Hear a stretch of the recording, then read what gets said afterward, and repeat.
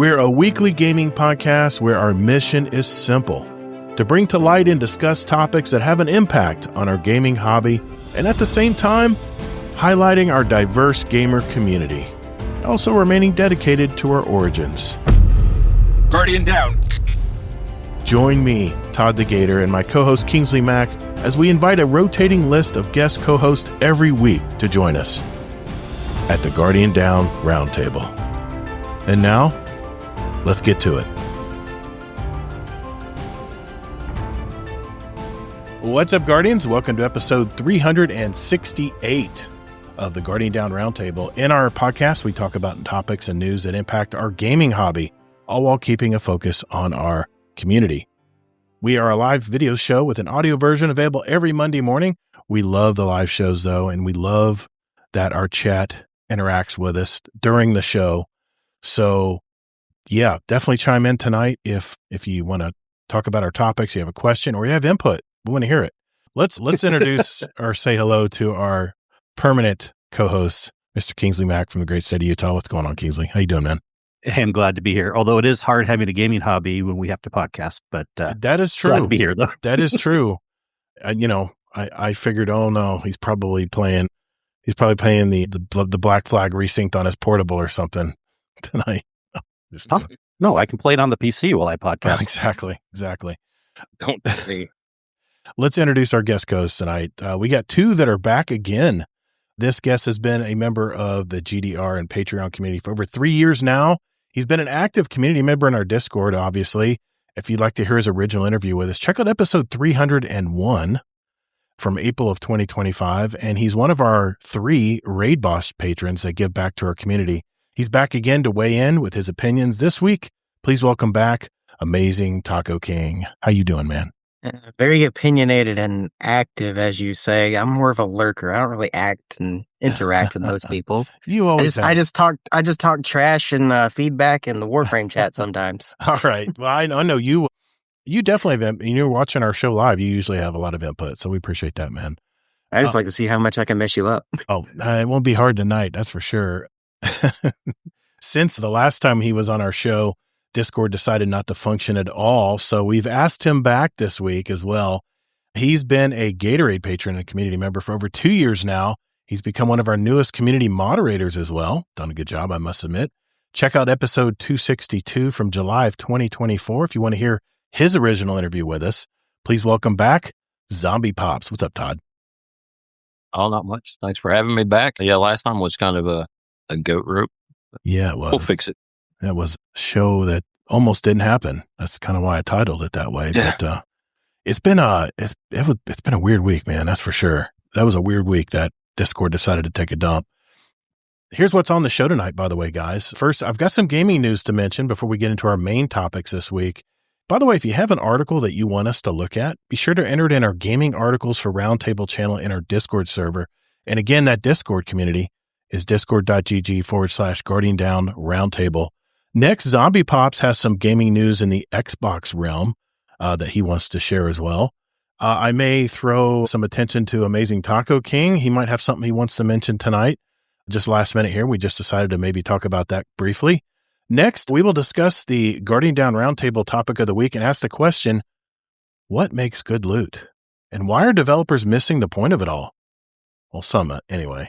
I'll have a follow-up to last week's show topic concerning why more and more gamers are not buying games on day one anymore. I'll explain later. It's a follow-up. After which point, we'll shift into our catch-up segment where everyone will share their highlights of their week, what they've been doing, what they've been gaming, what they've been watching. I have one movie review to share also. And at the end of the show, if time allows, I think we have at least one question in there. We will share any questions or feedback from our community. So if you do have a question for us and you're sitting there in the stream tonight, go to our podcast questions channel in our Discord and enter it right there. And by the time we come back around to the question segment of our show, we may read it aloud on the show. Remember, if you want to send us a voicemail or an email, go to guardiandowncast.com, and real simple on that. There's a big button you can press and just send us a message. All right. If everyone's ready, let's roll. Hello, everyone. Elmer Fudd Games here. They say it's hip to be square, but really, it's hip to be Guardian Down Round. Round is the shape not like Square. It's a podcast. I hope you enjoy it. It's changed my life. It'll change yours too.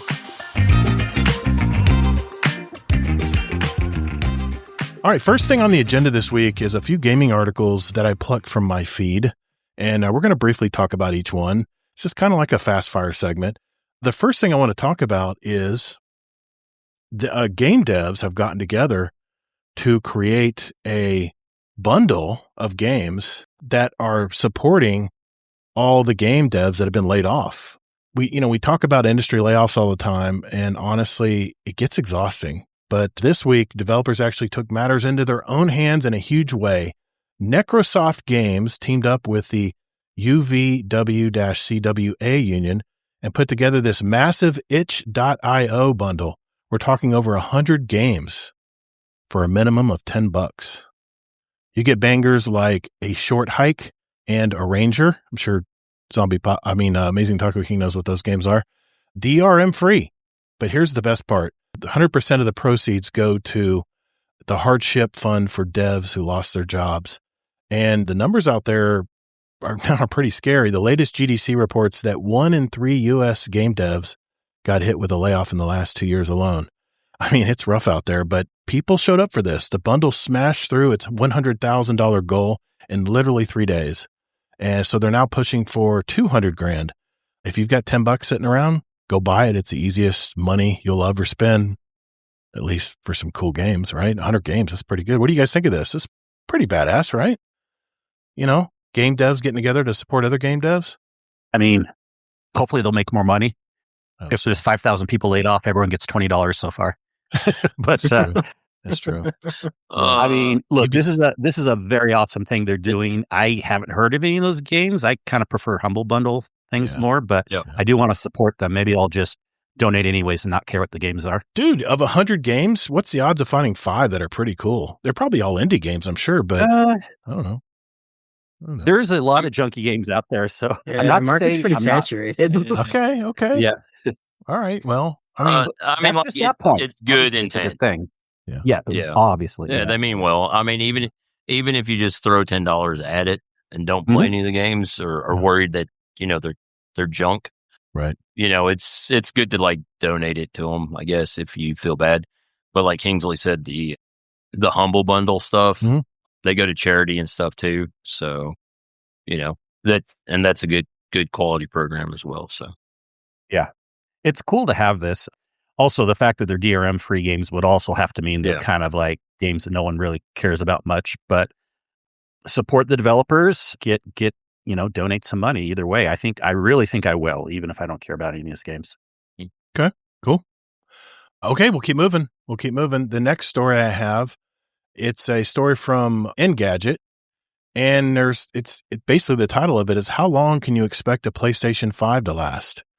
We talked about rumors and discussion around the PlayStation 6 are growing, but potential high launch prices, economic headwinds, component costs, and a move toward diskless formats make the PS6 less accessible or appealing, actually. So the question is, how long can users rely on their PS5 before being forced to upgrade or switch platforms or, God forbid, stop gaming? The PS4, which was launched in 2013, by the way, just some fun facts here, still receives firmware updates and security patches over 13 years later from Sony. And the trends show multi-year software crossovers between console operations like PS1 to PS2, PS4 to PS5. The popular live service games, in other words, Fortnite, Roblox, and indie titles, they maintain long lifespans on older hardware. But the major AAA cross-gen releases like God of War Ragnarok naturally fade out, and service titles eventually drop less gen support. Call of Duty Warzone sunsetting PS4 and Xbox One support, for instance. The longer AAA development cycles like Naughty Dog titles mean fully next-gen exclusivity takes time, and then Sony's projected to end support for physical game disc around 2027. So, with proper care, modern hardware can survive well into the next console generation and beyond. The biggest enemy for PS5s is heat and dust. And airflow blockage is a major cause of failure. Regular vent and port cleaning and proper placement are essential. There's built-in thermal shutoffs, obviously, to protect against immediate overheating damage. And then you got the disk drives and ports, mechanical components like the disk drives, heavily used ports like HDMIs are prone to physical wear. External modular drives on the newer PS5 revisions are easier to replace. The power supply failure in the PSU causes random shutoffs and power issues. And I think that's pretty easy to fix. I mean, it's not really much to it. I think the voltage regulator is built into the PS5. I don't remember there being a big, voltage regulator built into the thing. But anyway, just a few tips. If you do have a PS5, get that vacuum cleaner out, man, and unplug it. Unplug it first. You don't want any extra juice going to your PS5 chips. But between Sony's long-term support, software support patterns, and basic hardware care, PS5 owners can expect their consoles to remain functional and relevant for many years to come. I mean, I have a PS4 still.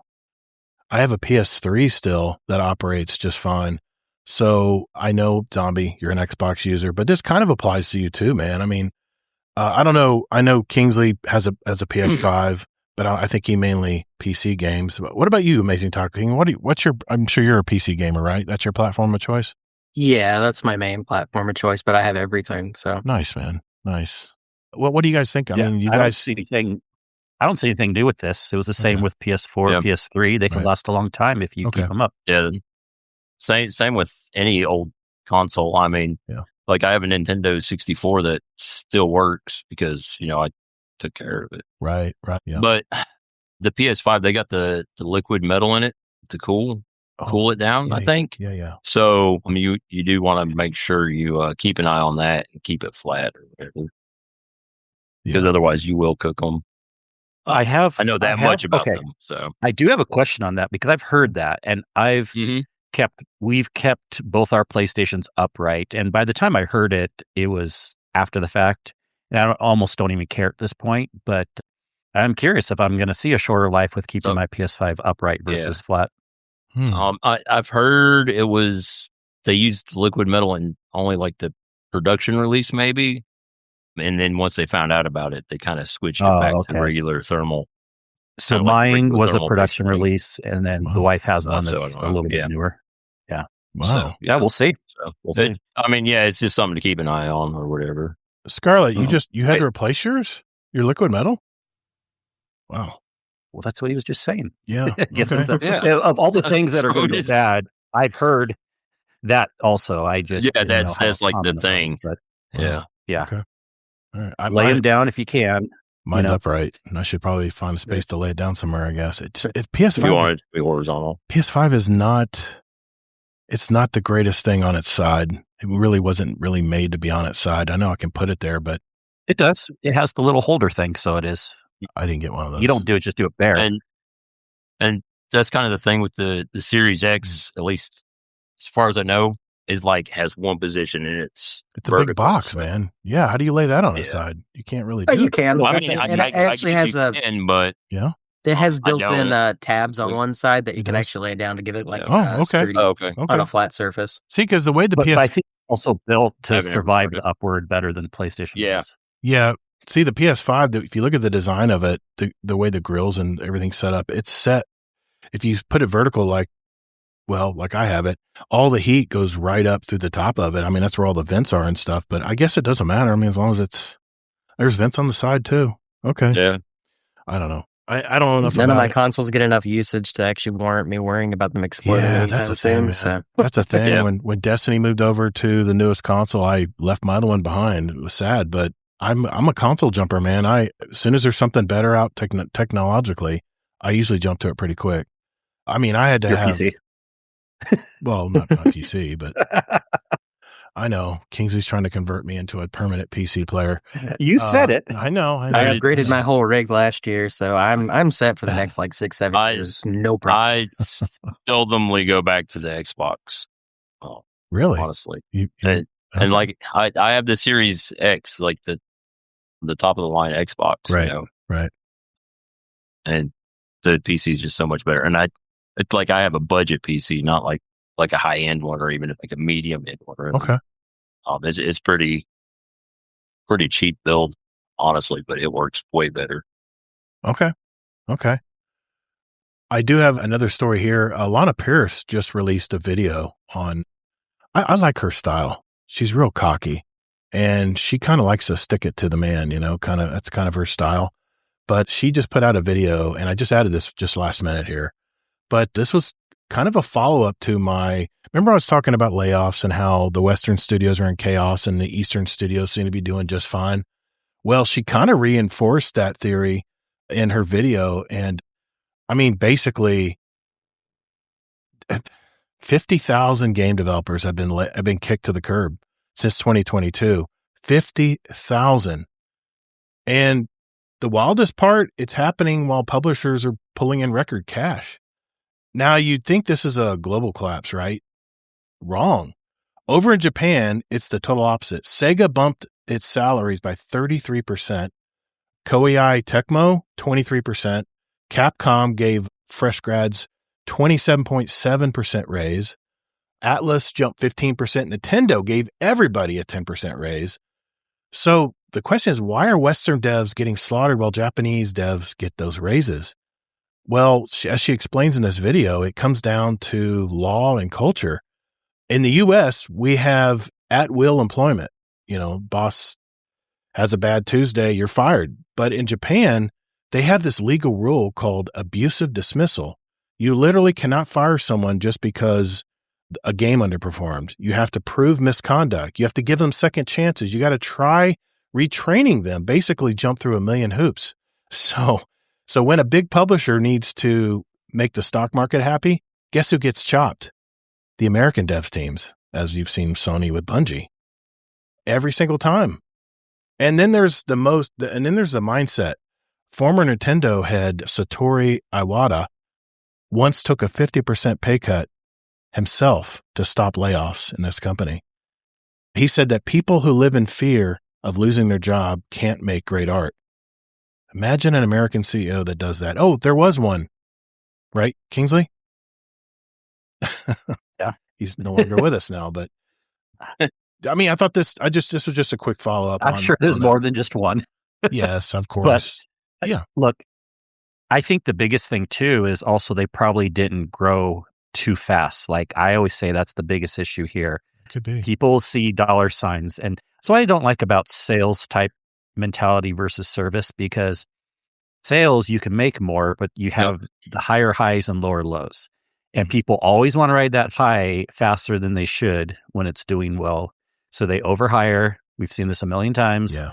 And then now that's probably the biggest issue, because it's not just the not firing, or else that doesn't account for why they got raises over there. Right. So it must be like, the fact that they didn't have too many employees, and then maybe, they're doing good with their sales. Because it is true that a lot of that Western culture, Japanese, Chinese style, is typically still selling well. Right. Even if we don't care about those type of games or whatever, and there's many that we do. So, all the Capcoms, all the Final Fantasy things, I don't know how Nintendo will ever not do well. It's always just like a stable horse in the race, And Japan is losing population. And like I mentioned in my topic a couple shows ago, they really value, I think the retirement age is 60 over there in Japan, but they really value that knowledge base, and they don't want to push that out the doors. They offer all kinds of ways to keep people from retiring in these studios in Japan. It's really something else. Zombie or Taco King, you guys have any opinions on this? Yeah. Like Kingsley was saying, you can't grow a company too fast. And the company I work for, it's a small mom and pops type pest control. Yeah. We had 10 techs, and we just hired 3 more because we're growing. But you got 13 techs in your company? Yeah, that's a good sized company. Yeah. I mean, we're getting that way slowly. We just discussed it. We had a company meeting every Wednesday, and he's like, we don't want to grow too fast. We kind of still focus on service, obviously, opposed to sales like other companies. I'm not going to mention any names that start with T's, but Man, go ahead. I've heard of them. And end with X. Yeah, and with X, it rhymes with like Terminator X. They're an international. They're the largest pest control company. Yeah, international. Yeah, But if you take care of your customers, they'll take care of you, and you'll eventually grow at the rate you need to grow at. And to add to that, if you take care of your employees, they will take care of your clients. Because that's another thing. Yep. Yeah. Yep. I can't believe you got that many texts. I thought you said mom and pop. I was thinking maybe you're like 2 or 3 texts. Oh, that's awesome. Well, when I started there, we had, I think I was the 5th tech. I think we had 5 on the road, counting the boss. Reminds me of the company I work for. My uncle, it was just 3 techs and him. That's crazy. Well, yeah, we just hit our 8-year mark. He's been in business for 8 years. So what's ironic? Now we got 13. So it's my uncle's company sold to that. Oh, really? Sold to that TX company. Yeah. Well, I already left by then. He used to work for him and retired because he didn't see eye to eye, and he will never sell to him. We stole. We got free market 100 of their previous customers just the last 2 weeks. Nice, man. Easy to do, and nobody gives a crap over there. Yeah, company if showing up. If the customer doesn't feel like you care about them, they're going to move on, man. There's so many. Me and you could go back and forth. We should have a whole business podcast just on this. It's easy to talk about for me. Yeah, well, we'll go down a rabbit hole. We will. Taco King, what do you say, man, about all this? I mean, it definitely does come down to like a cultural thing, a reverence for having that older mentality on hand, and taking from that generation to use their wisdom and knowledge to kind of like preserve the old style as well as try and incorporate it into the new. But the other thing with the Asian market that most people keep forgetting is most of those companies are still successful not because of the general video game market, but because of the mobile market. Like China, South Korea, all of those are like the largest sources of mobile gaming.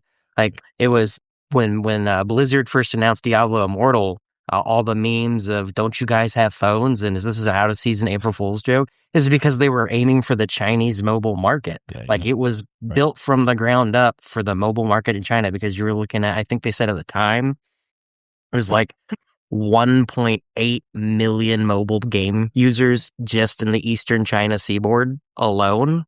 So I think the diversity there is a lot of Western studios don't get most of their income from like that mobile market that seems to have a lot, because I mean it's easy to spend $300 when you're spending it in $5 increments and not realizing what's going on. I think when Xbox was swallowing everybody up, I think they purchased King, which is a big mobile market. I think that was part of the deal.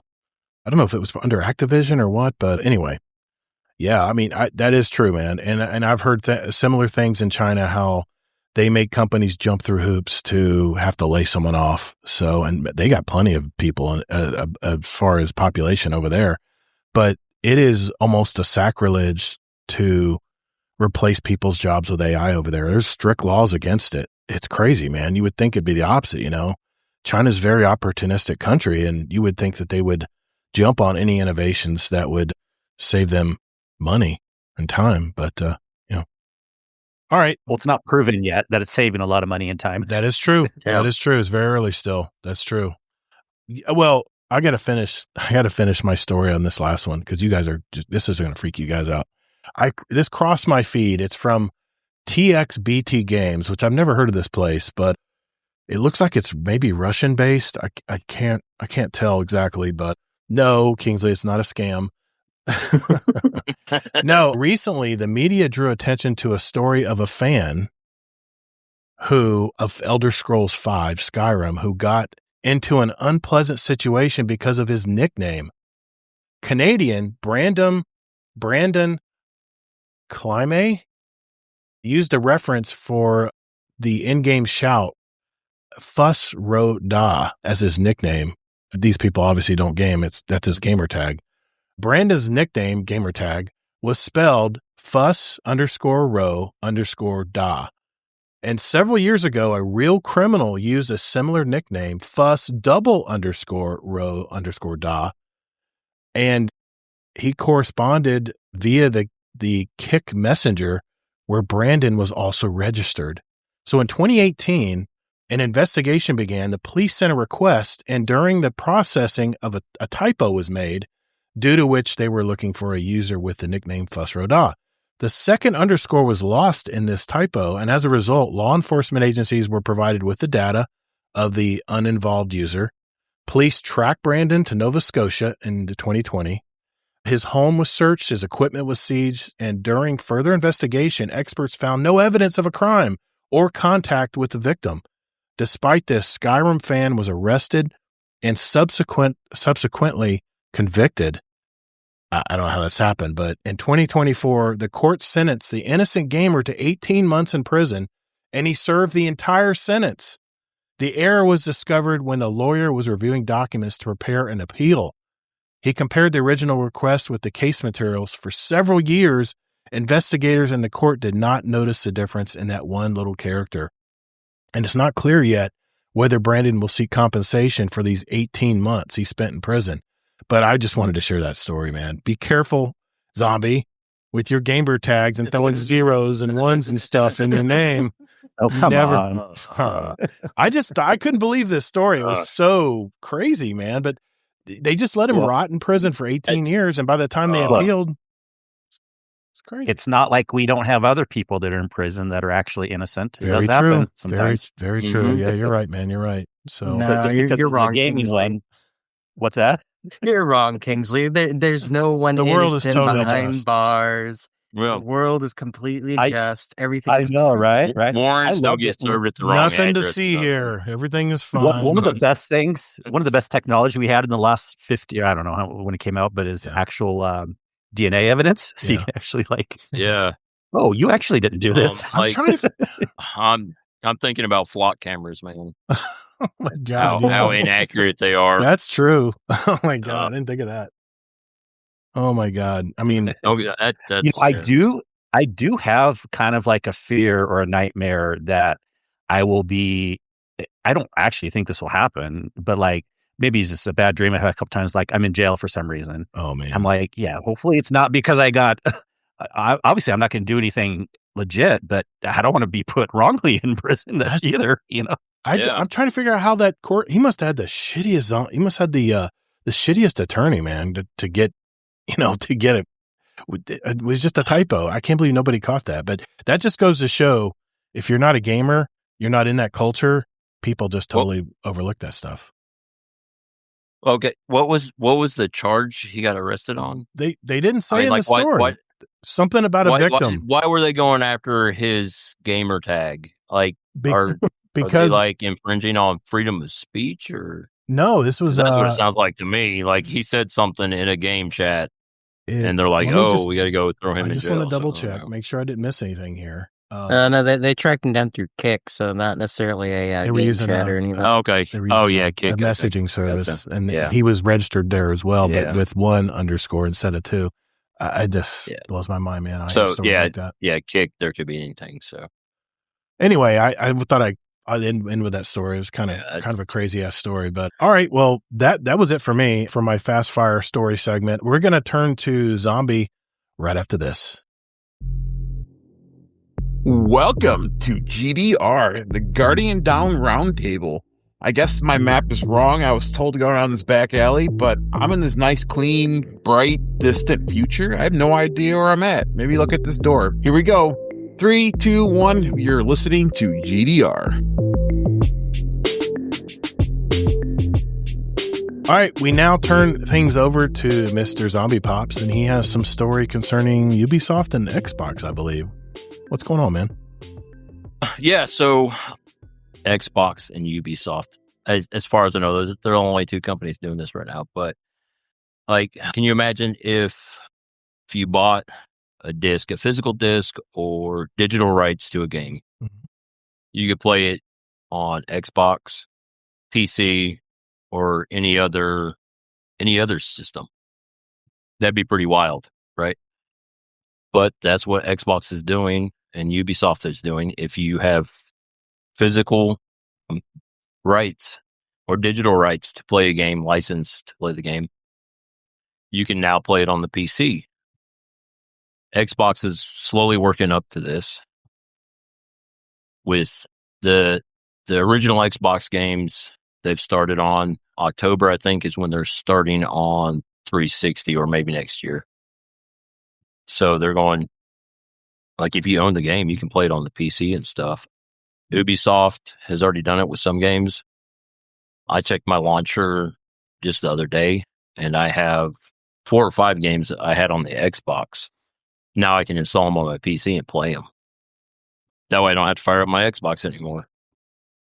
But what do you guys think about, the ability to own something on one console or buy it from one place and then be able to play it on different systems, It's wild. It's wild. Yep. I can't. It makes a little more sense on the Microsoft Xbox side because they're the same company, but certainly they're letting some money go away from the table. But on the Ubisoft side, it's even more wild, but mad respect. Geez, like this is insane. I never thought I'd see something like that, but yeah, Microsoft does kind of have to be on board too because, well, never mind. Steam probably doesn't like it the most because they'd be getting less, Probably. Yeah. Because they don't get their 30% when someone has to buy it again on PC. What do you think, AmazingTacoKing? Yeah, I mean, it's really cool. Honestly, I need to get my Ubisoft account back open on PC again and see if maybe they've ported some of the stuff that I got from Xbox One on there, or even back from the 360 days. It's definitely a neat feature. It's very similar to, I don't know if anyone remembers how many years ago it was at this point, but when I think Xbox One was initially starting to launch, the tagline for Xbox at the time, after they kind of like ditched the Kinect and everything, was Xbox Anywhere. Mm-hmm. They actually had games, and they've had a few first-party games that do the same thing, like Starfield. If you buy it on the Xbox app, you get a copy on Xbox on console as well. You can just play it wherever, and they're cross-save compatible and all that. But even further back then, like I had a code that I got from a friend. She was a manager for GameStop for several years. She gave me one of her free game codes for Halo Wars 2. And it was one of the titles as a first-party Xbox game that was part of Xbox Anywhere. And with that code, I got the entire like Halo Wars 2 Collector's Edition digital pass for both console, and then you got a free copy of it to download and play on PC anywhere. So it's similar to what they did that long ago, but they kind of like stuttered the project and like the entire platform down for a while.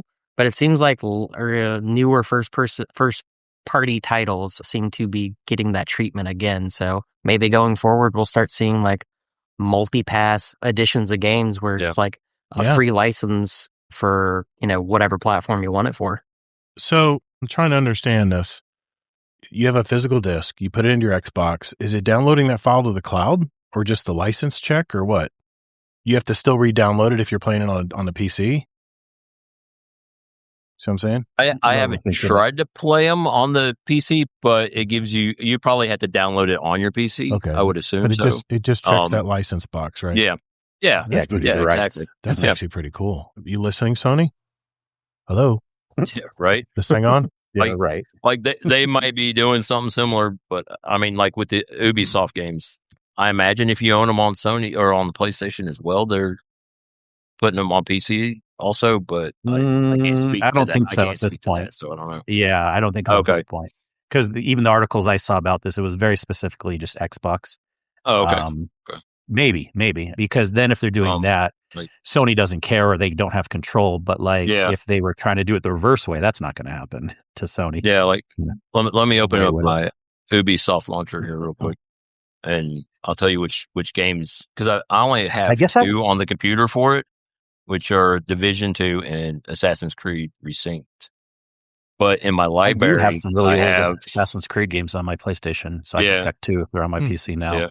I got Rainbow Six Extraction, Far Cry 6, Assassin's Creed Valhalla, Watch Dogs Legion, Brawlhalla, Rainbow Six Siege, and I own those on Xbox, so I know what console. I have what console is that? PC. What console you have it on? They're on. Well, most of them were on my Series X last time I played them. Okay, X, okay. Yeah, but they might have been on my Xbox One as well. I don't remember. I heard I purchased it, so I just heard tweeted out today. I can't remember who tweeted it, but they said Xbox has no intention of getting rid of physical disc, and maybe this is the way they're going to integrate it. It's just going to basically be a license checkbox or something.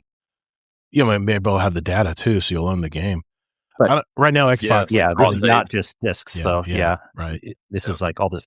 Oh shit! I do have a ton in here now. Oh, yeah, see, and I know some of these games were only on PlayStation back in the day, like the old schools, like Assassin's Creed Brotherhood, Revelations, Far Cry 3. Okay. Yeah, and they're listed. Now, it's a little funny because maybe I'll stop paying here soon, but I pay for Ubisoft Plus so I can get anything, everything anyways on my PC. But I know I didn't add these to my library yet, and I'm seeing some of these games that are old school from my PlayStation. Is that effective right now, Zombie, or is that something in the future they're bringing? Yeah. Wow, really? No, that Ubisoft's right now. Okay. Xbox, they're working on it still. Okay. I think the early release of the regular original Xbox titles is out. October, original Xbox titles on PC via Game Pass or the Xbox Store. Okay. And then 27, 28, 360 and up. So that's like Far Cry games. That's all that stuff, man. Assassin's Creed 2, even Ubisoft, yeah. Wow. Okay. Yeah. I got a ton of. I'll be very curious going forward, the Xbox version with the backwards compatibility thing that you shared. If that's going to include games that like you legally can't buy anymore, but if you have owned them in the past, if those are going to be considered backwards compatible, because I don't know. If they're delisted or something. I don't know if any of you guys ever remember or heard of the game Too Human from way back in the day. Mm-hmm. Yep. Oh yeah, I know that game. I remember it. Yeah. Yeah. Very, very mid gameplay and level design, but the setting and the story is what really kept me in and drew me into the game to continually play it over and over and over again. Because it's literally like cyberpunk meets Norse mythology. It was such a cool story and setting. The opening cinematic is literally just a reenactment of Beowulf, where you chop off Grendel's arm. It's awesome. Too Human, like TOO? Yeah. Yeah. TOO. I know the game. I'm just looking it up. I don't think I ever played it. Yeah, you can't legally get it anymore because the company that made it, they were sued into the dirt. I think it's Silicon Knights was the name of the company. Yeah, that's it. Yeah. They were sued into the dirt. The rights to the game were like thrown to the ether, and it was just like, oh well, no one can have this anymore. And I bought a digital version of it on 360 because that's when it came out. Was during like the mid 360 era, right? PlayStation 3 mid 360 PlayStation 3 era. I bought a digital copy of it because I rented it from Blockbuster when those were still a thing. And I just loved the game so much. I saw it on sale for like Christmas or something for like $12. I was like, oh yeah, I'm totally buying this for $12. I've already played like 60 hours and I rented it for a week. 100% gonna just throw more time at it. Yeah, Metacritic's got it at 65%. It's not a bad score. It was a very mid-tier game, to be perfectly honest. I think the only saving grace of it was like the setting itself, because like I said, it was Norse mythology meets cyberpunk. Yeah. So like the gods of Norse mythology are the Aesir. The Aesir were just like cybernetically enhanced humans that have like reached god level power through cybernetic enhancement and like magic, quote unquote. But it was just like energy weapons and stuff that no one could get their hands on. 2008. Wow. Okay. I mean, I knew that already. I was just double checking my math here, make sure it was right. Yeah.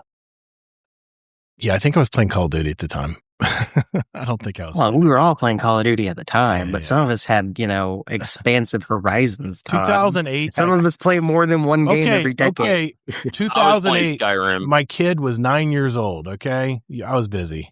Gaming. And I bet you Call of Duty. Lots of Call of Duty still. Yeah. I had Call of Duty at Dynasty night. Warriors. That's all I had. Dynasty Warriors, absolutely. My son knows all about that because I would actually play Dynasty Warriors while he's in my lap. But yeah, man, my son's going through this right now. He's got he just got over a 2-year-old now. Maybe it's Elder Scrolls. He's busy, man. I mean, he's talking about how it's why he came on the show last week or a couple weeks ago and talked about, how his gaming habits have really changed, and I think everybody goes through that. But they always, if you're real true gamer that started when I did, you always come back to it. You always come back to it once you have more time. So none of us started when you did. That was back fine, whatever. Prehistoric ages. I mean, you guys I didn't was see alive in the same time as Todd, I probably would have started earlier than Todd. Dude, to be honest. I went to the dinosaurs running around in a hamster wheel.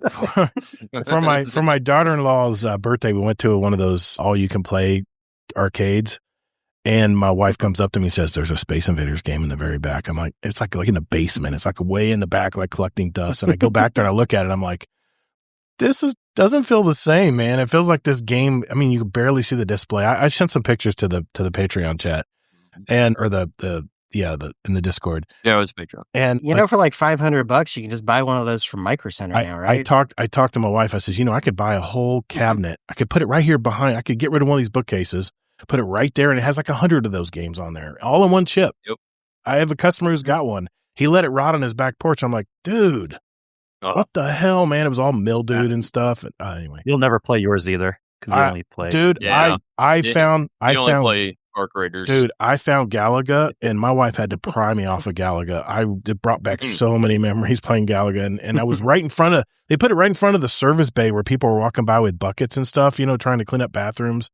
And they were like, "Excuse me." I'm like, "This reminds me of the arcade days. Everybody was trying to walk around you while you're." Just like the arcade. It was, man. The arcades were so packed with people. You'd have people like bumping into you and all stuff. the smells and everything. Oh, it was definitely smelly. A lot of BO from all the teenagers in there. But yeah, anyway. Sorry, I don't know how I went to that topic, but I mean that's badass, man. I love that. I love that Xbox is. I mean, let's face it, man. Xbox needs some juice right now. They really need some good news. They can use it. Yeah, they've been doing several good things. Yeah, they've got a lot. They're moving in the right direction. That's for sure. Yeah, with the restructure and the shakeup that they're doing, it looks like they're kind of already trying to get their ear to the ground. Public opinion way better than Sony right now. Well, I mean, Ubisoft keeps making good decisions like this. They may be above $2 on their stock price. I mean, just saying, they're hurting right now, and they need a win. So, yeah. They've been making good decisions too. They're focusing on the games that matter, not having too many games. They're focusing on too much also.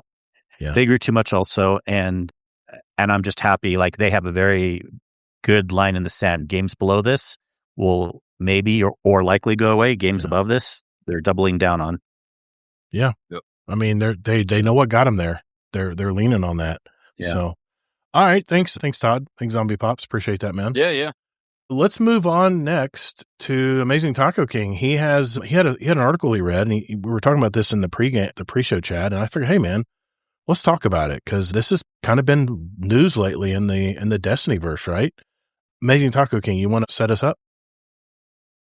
Yeah, I saw this article earlier today. I was kind of doom scrolling while at work, being very productive and a great contributor to the overall success. I'm going to tell Elon everything. Yeah, I don't care.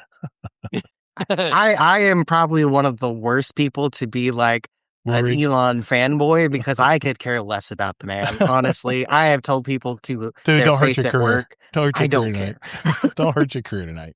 Well, look, if Elon wants to get off his high horse, there's no camera. He can't see what you look like. So if Elon wants to get off his high horse and come fire me personally, I'll shake his hand and say thank you for releasing me from this curse.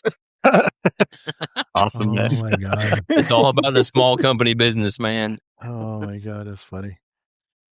Yeah, go ahead. Well, I mean, it's towards the end of the day too. I'd basically done my job anyway. So exactly, that's what you're paid to do. Yeah. But yeah, I saw earlier today as a Game Rant article. Apparently, I don't know if they say his name. I'm looking at it right now. There's a Destiny player. I don't know how current of a player he was, but apparently he archived the file capacity from the before Beyond Light major update. Right. And he went through this file and he found some of like the basic building blocks of the build at the time. Right. And he started modding it. And apparently they are bringing with this mod, it's non-functional, but you're going to be able to go through old locales and even more impressively certain raids from before Beyond Light and the vaulting. Right. And one of them that they mentioned is the big draw of the article was you can go into a fully laid out map of the Leviathan raid, but none of it's going to be functional. None of the mechanics are going to work. None of the enemies are going to work. You can't make a Guardian. You can't do anything really other than you can just explore with 3 pre-made characters that they give you. He doesn't really specify like how long he's been working on this. They're talking about they want to have it officially available to launch and hand out. Let's see, it says being downloadable through GitHub. And within 2 weeks, they're talking about trying to get it to be available for everyone to download. They do put a, here it is. His name is Jesus MC. He's using AI to help with some of the modding, unspecified capacity, and he just wanted people to be aware of it in the event that it's a deal breaker for them. That's the part for me where it's like, that sounds sketchy, because it's like, okay, he's modding it with AI. That's fine. I don't have a problem with that per se, but it's going to be a free download. He's not really developing it. He's using AI algorithm to help him develop it. That makes me more cautious on the end of like, well, they might sneak some, malware, some Trojan horse code in there that I probably wouldn't personally want to get. But I mean, the premise sounds really cool of just being able to, go walk through it's a Season of Arrivals patches and seeing what the game used to look like. None of it's going to be functional, and according to the article here, like you can shoot, the player can do things, but you can't change gear, you can't change your loadout, you can't switch anything around other than the pre-generated characters that they give you, and I think I'm assuming it's one of each class. Wow. But you could see all sorts of stuff that's no longer in the game and no longer available for the live version, so it's kind of cool. Yeah, I've been hearing about that. And nothing that really interested me per se, because I mean, I lived it, I played it. When it got vaulted, was I upset? But at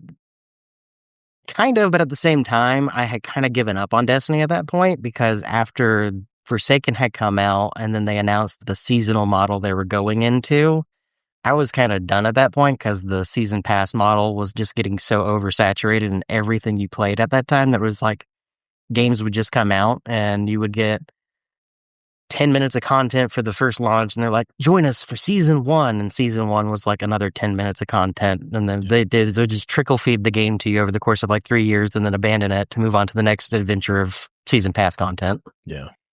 Okay. Like I said, I was hearing about it today. I think even Cactus even put a video out about it, and you mentioned it tonight, and you showed the article to me. I was like, hey man, just talk about it tonight, because I really haven't. I've heard rumblings about it, and it was maybe something we could talk about, next week, but I wanted to at least mention it tonight. So I appreciate it, man. Yeah. Cool. And like I said, they said they're trying to get it out to where, the next 2 weeks is their target for download for widespread. Okay. I mean, if someone wants to jump on that unknown hand grenade for us and tell us how it is, I'm curious to see how it works out. Sure, but I'm also very skeptical. Yeah. So apparently somebody did something similar. From what I can understand, with Destiny 1.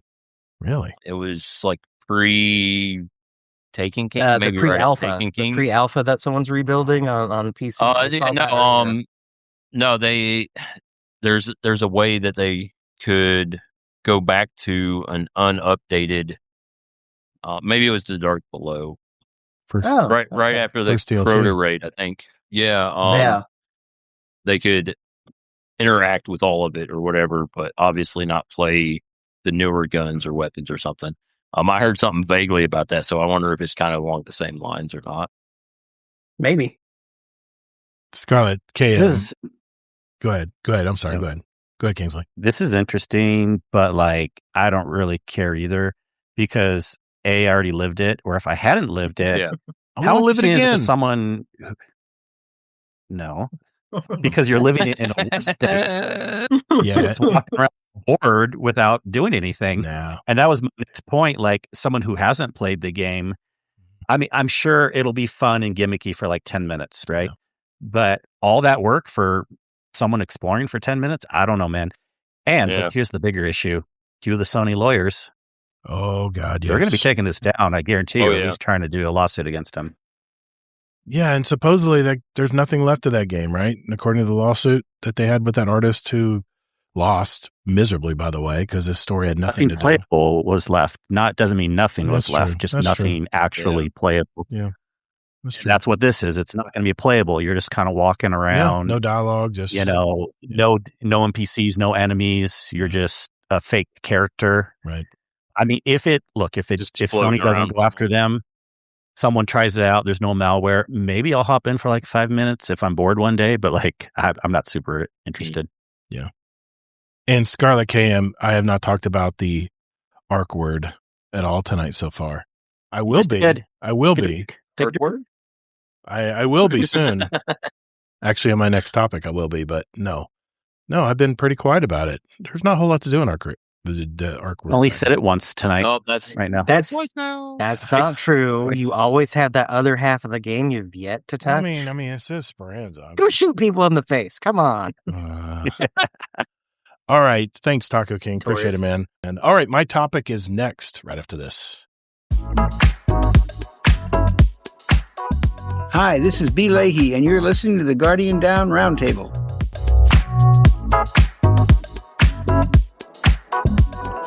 All right, for my topic of the week, I was watching a video on YouTube. Yes, I know. Shocking. We were talking about the loot. They were talking about the loot problem, and I wanted to mention this week because I just want to see what you guys all think about the message of this video. And the message was game developers don't really understand what makes good loot these days. I mean, look, developers are making these live service shooters and they're saying, hey, players love loot. Let's just shove 10,000 guns in their game. But here's the thing. They completely miss how loot actually works. I mean, loot isn't about the item itself. It's about the journey to pull it off. I mean, there's a concept in this video they call juxtaposition gratification. I know it's a big fancy phrase, but it's simple. You got to feel weak first when playing a game. All right, here we go. Think about Arc Raiders. I mean, when you sneaked around terrified for losing that little bit of gear that you got, trying to extract with just a few decent items, every single piece of loot felt like a massive win because the stakes were so high. You struggled for it. You could use the example in Destiny 2. For most of us, that is. I'm sorry for you guys that were late to the party, but when Gaul kicks you off that ship to what should have been your death, you're powerless. You don't have the light or the ghost to resurrect you.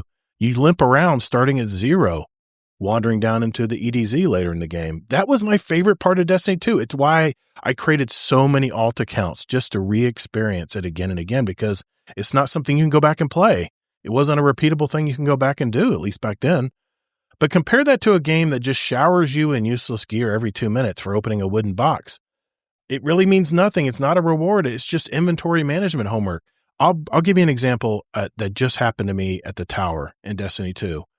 I would collect strange coins. I would bring them to Zur. And I'd say, all right, Zur, I'm gonna give you one strange coin at a time, and you're gonna surprise me with some loot. And all I really got 80% of the time was a blue gun or a blue armor. And occasionally I would get, which is the reason I was turning them in, 1 to 3 enhancement cores. But mainly it was just blue armor. Every now and then maybe an exotic, maybe a legendary gun or something. But it's very, very rare. It's just totally useless gear. I mean, it just creates a janitorial job. I have to go to my postmaster and clean all that crap out, which I get nothing for dismantling it either. I mean, I bet actual New Lights have better gear than that. But, and look at Destiny. We've all been there. We're running a raid, or an event 20 times, drowning in gear that we already own with better stats. And we're just praying for that one god roll or that exotic finally to drop. When a game ties your actual power to raw percentage chance instead of the skill challenge, it stops being fun. It turns into a job. And I'm not talking about the normal game progression, because I actually enjoy working toward good rewards, but it has to mean something to me. It has to be attractive enough to work toward and chip away at every night for a week or even a month. And that brings me to the 2 types of loot that were mentioned in the video. The first one is called substantive loot. It's loot that actually makes you more powerful or gives you an advantage in the game. Think of that killer build for your warlock that increases your DPS on a boss, or maybe damage resistance from enemies. And the second type of loot is called reflective loot or rewards. This is the prestige armor. This is this loot that shows other players in the game that what you completed was a major challenge and what you had to do to get it was very rare. It brings me back to the smoke rising out of my head as a Guardian, showing others back in Destiny 1 that I completed the weekly Nightfall strike, back when it was a real challenge to do it so. And I'd spend hours trying and failing a lot to try to complete them solo. But when I did, man, I flaunted that blue flame coming out of my neck or whatever it was in Destiny 1. It's the rewards where you can flex a bit, show others your skill ability or your perseverance in the game.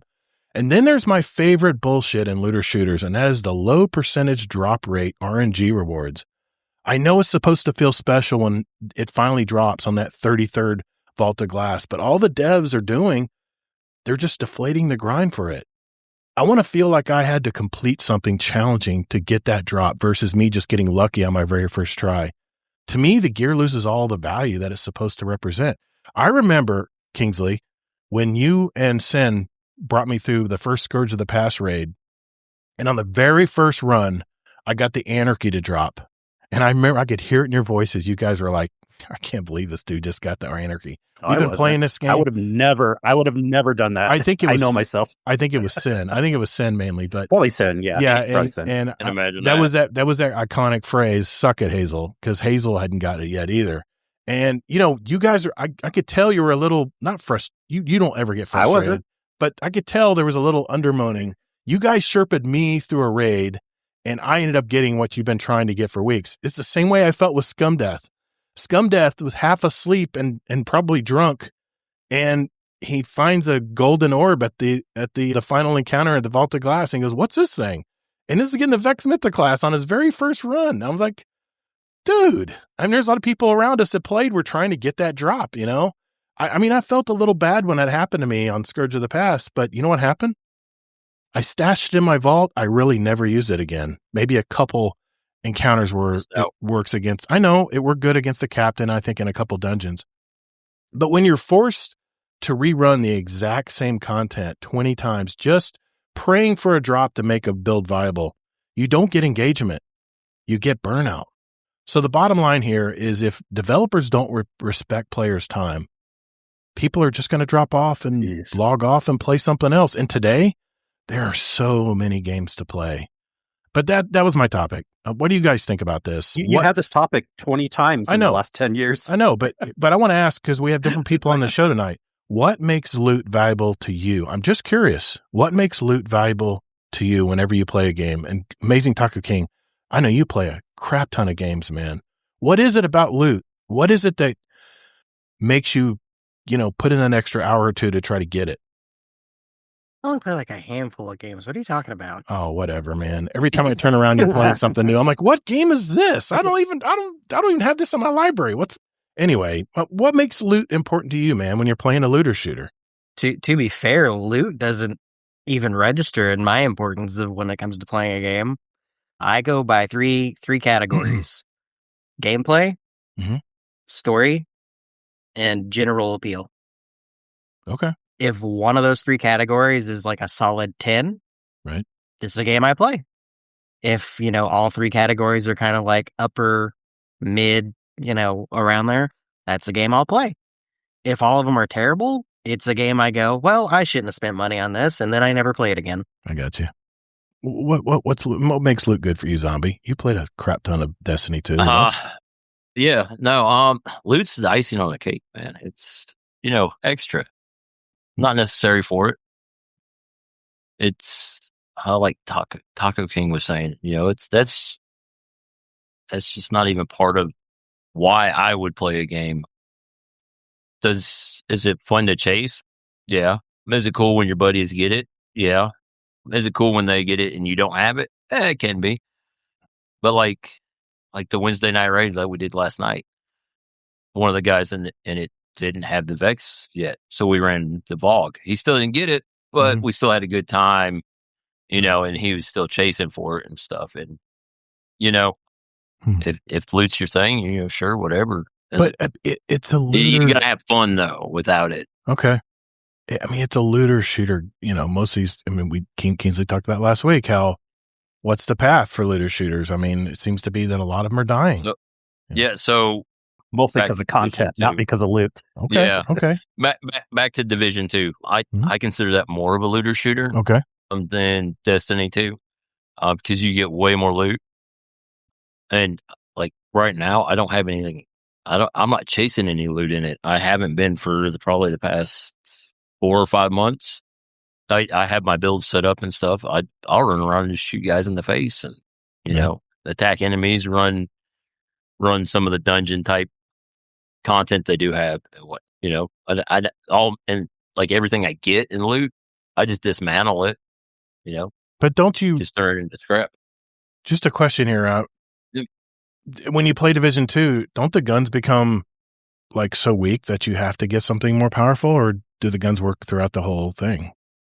Do they go up with your power when you get stronger? Once you get to a certain level, they're pretty much like you plateau. Okay.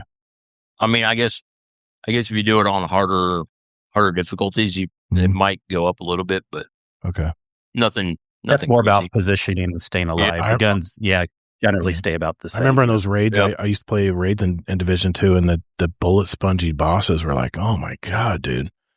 I've emptied my clip 3 times in this boss. He's still not even halfway dead. But on a harder difficulties, you'll still come across them. And depending on your build, they can be more spongy than other. But that's not really a Division problem. That's an Ubisoft problem. But see, when I used to play, when I played Borderlands 3, I got this gun that actually had subwoofers in it. It would actually blast these, and I was just destroying everything. And then I got to the next level, and it's like, it just tickled them. It didn't do it again. I'm like, this is such a great gun.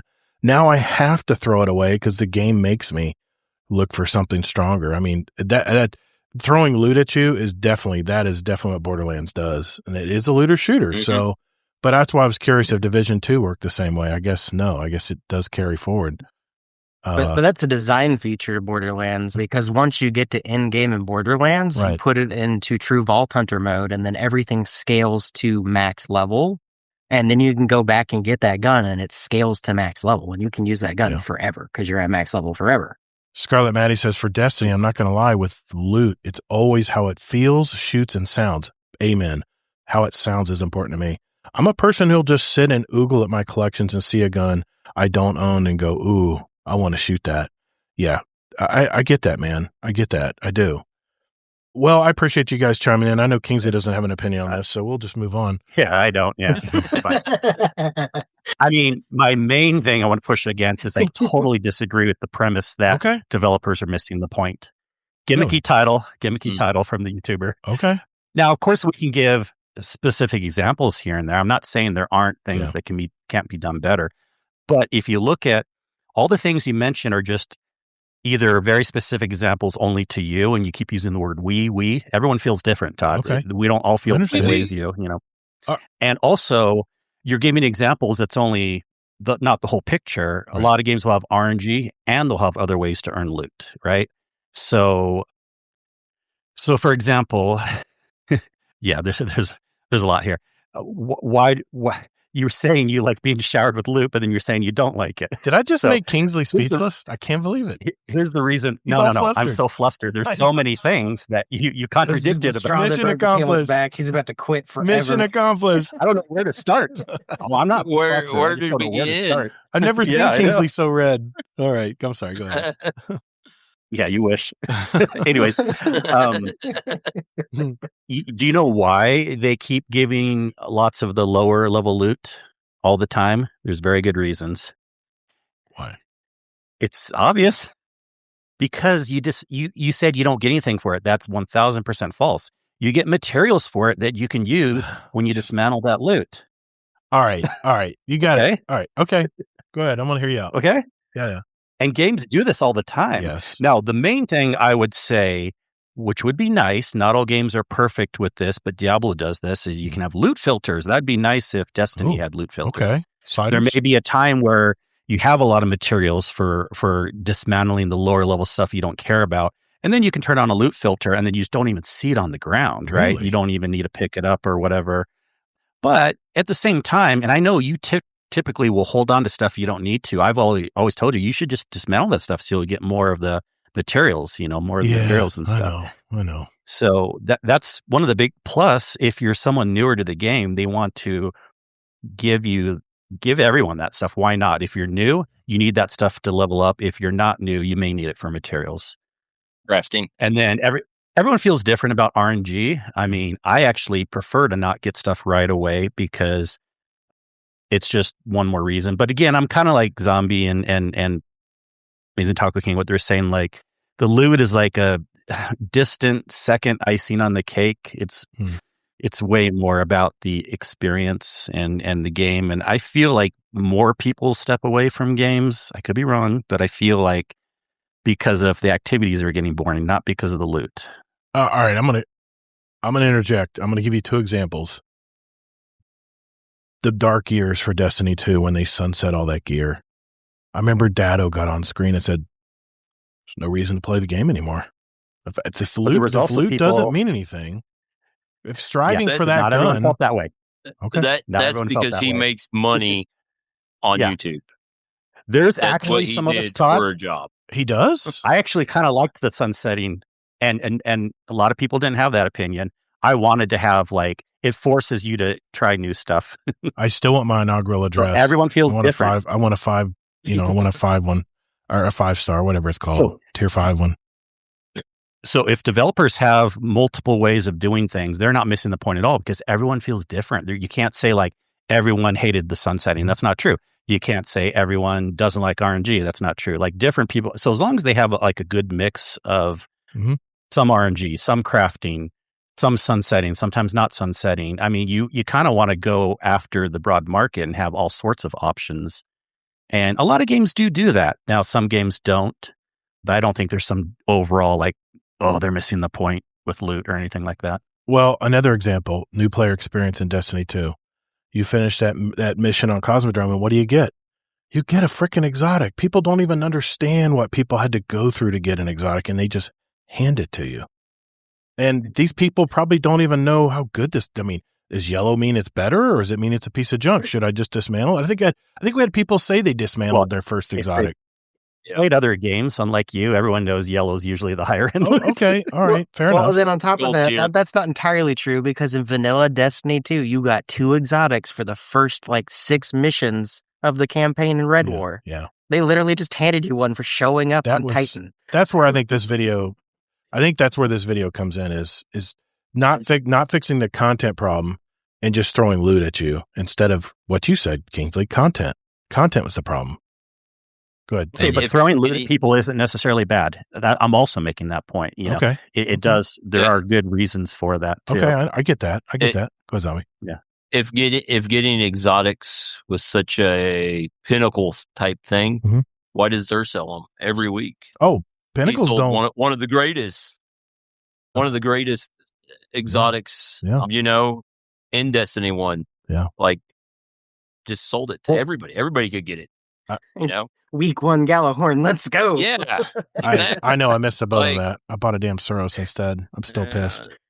I rented the game the week after that happened. But if I would have known they would have given us the Galahorn 5 more times over the next few years, then I wouldn't have been sweated it so much. But this always happens. See, that's the thing. Yeah. Every game, not just Destiny, it's kind of normal for it to be harder at first to earn stuff. Yeah. Although we gave the examples of, yes, they did throw some exotics at you.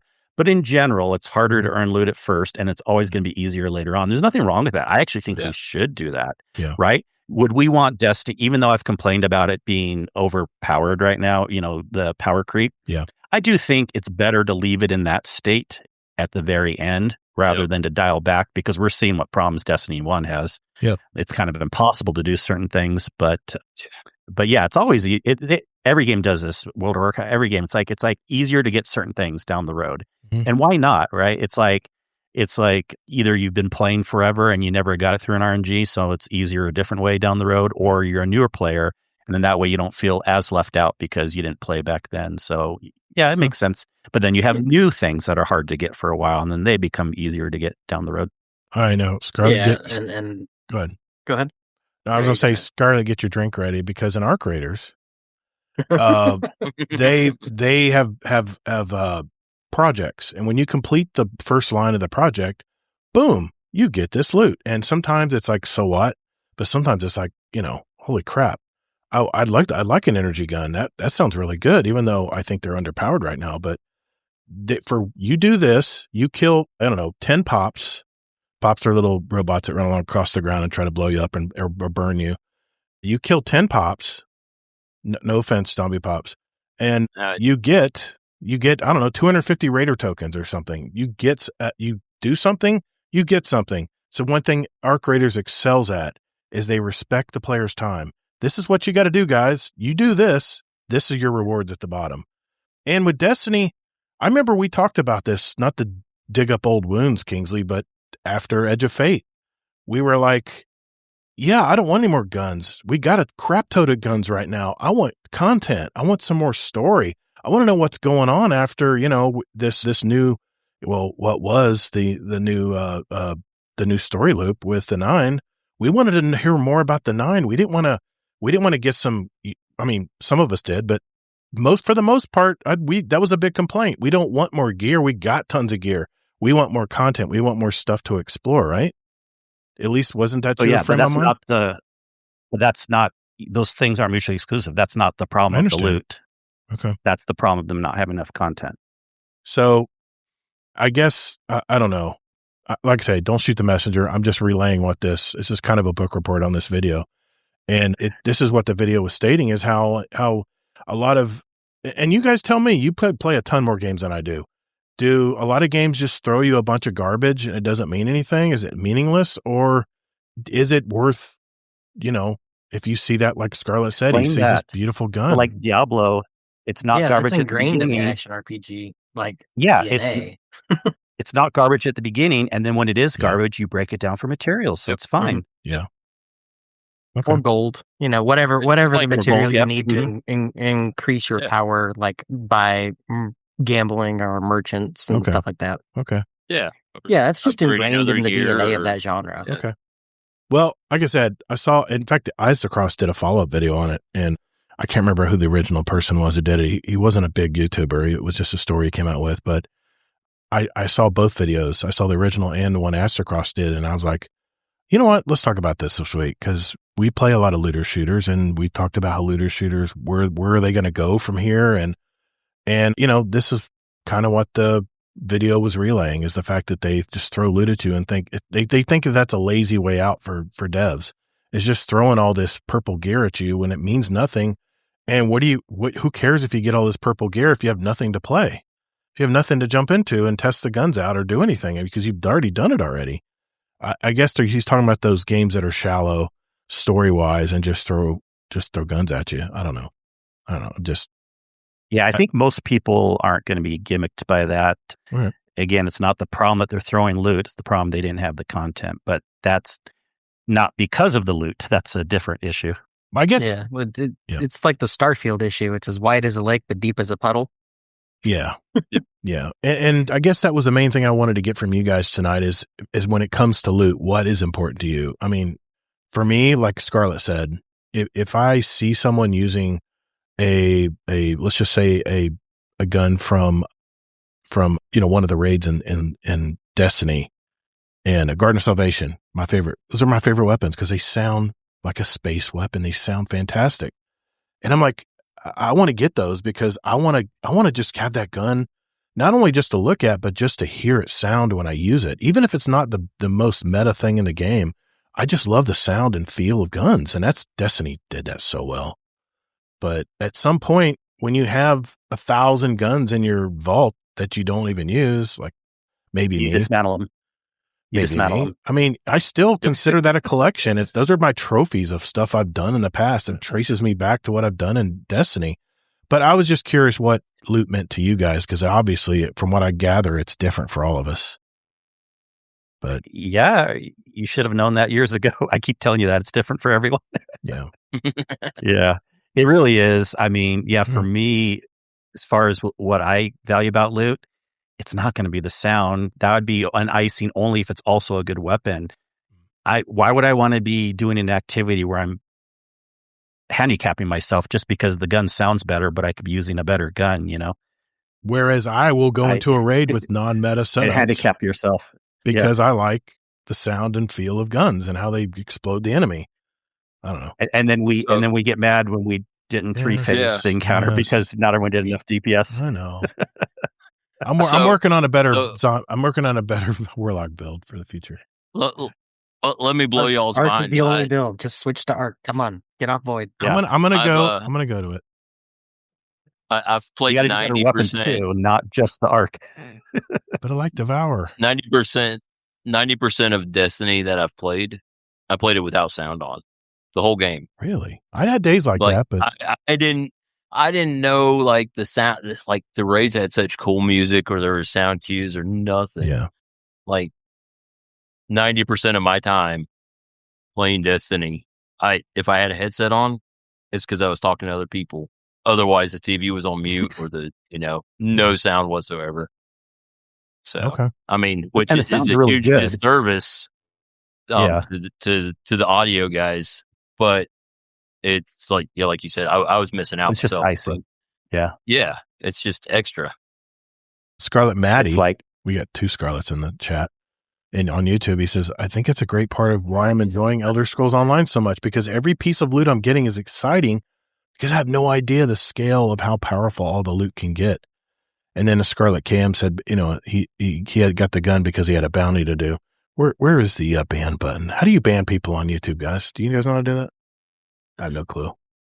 Yeah. So everyone's different on what type of loot they want. Exactly. But I wonder if I need to watch this video now. I wonder if they were just trying to reach for a reason why certain games are not appealing to them and just saying it's all about the loot. And I just thought it was a good that topic. can be a reason for some people, but I don't think there's a general problem with developers missing the point. Okay. And I don't think most people leave just because of loot. It's usually going to be because of gameplay. Deadpool 1 Merc said, I only had the special effects on for Destiny. I did that a lot too, man. I would have the special effects volume up a lot higher. The music would be almost muted. I'd hear a little bit of it. And then the dialogue, I didn't want to care. I had subtitles. I never needed the dialogue. I'm unfortunate. When I'm running a raid or something for the first time, I want to hear it. But yeah, I was the same, Deadpool. Same way, man. I would run just what we need to do when we raid is we'll have every 5th raid, Zombie. This is a good idea, where it can be a fun raid for Todd. We just have wacky loadouts and you can do your silly guns and random like stuff. And then, but when we're actually trying to be just a little serious, then Todd, you have to use like a little bit better weapons. Okay, all right. Maybe use like almost meta build. Almost. It doesn't have to be meta. Almost just meta. It's almost close. Almost meta. Okay. Do you want eggshell or off white? Because those are the 2 meta builds we got. I hear you. There we go. I got it off. Make sure I didn't have it on. I thought I had Elon's voice. I love the loot filter in Diablo. It's really nice. That would be really cool. It just eliminates all the visual clutter, huh? That's pretty cool. Yeah, it is so nice. I can give you a basic formula, Taco. It's really nice because once you get to the point where you're only looking for certain ancestral with like like a greater affix, or if you're only looking for legendaries that have a higher affix percentage, you can actually. Oh yeah, I know how to use them. I just never use them. Oh, I gotcha. I click the orange one and I don't touch anything else. Sometimes I click the purple one, but I've never seen a purple one drop before. Yeah, and it didn't really totally bother me. But sometimes they'll overlay, so they're a little hard to click, right? So it's kind of sometimes good having the loot filter. And I played old school. I had to hit Alt to see my loot. Oh, okay. I've never played, but I'm guessing orange is pretty good gear. That's legendary in Diablo. Yeah, and crazy. Like an off gold color is uniques, which are legendaries, but special legendaries. And then mythics are purple, and they're like a pinkish purple color. And those are uniques that have extra special properties. Mm-hmm. So by default, you wouldn't want to say delete some of that gear. I mean, eventually you do. The whole in-game, basically, just default. Think Borderlands. Like once you get to max level, and you're, every time you kill a boss, you see 35 legendary weapons drop at the same time. You're just like, all right, this one sucks, this one sucks, this one sucks. That's new. This one sucks, this one sucks, this one. I just deleted all. Yeah. And also, as you get up in the tiers, another nice thing about Diablo is they have options where it'll auto dismantle. That's nice. Lower levels tier stuff. Mm-hmm. You don't even have to take it to the blacksmith. That's pretty cool. Yeah. So, yeah. Nice. They do good with loot, I feel like. Yeah, and they drop tons. You would have a time where if you like seeing like Borderlands, Diablo also has that thing where it can be like a billion things dropping on your screen. Yeah. It depending on what you do, you know. Yeah. For those types of games, though, my usual methodology is I'm going to play this until it feels like a chore, and then I'm going to wait until the next time I want to play it again.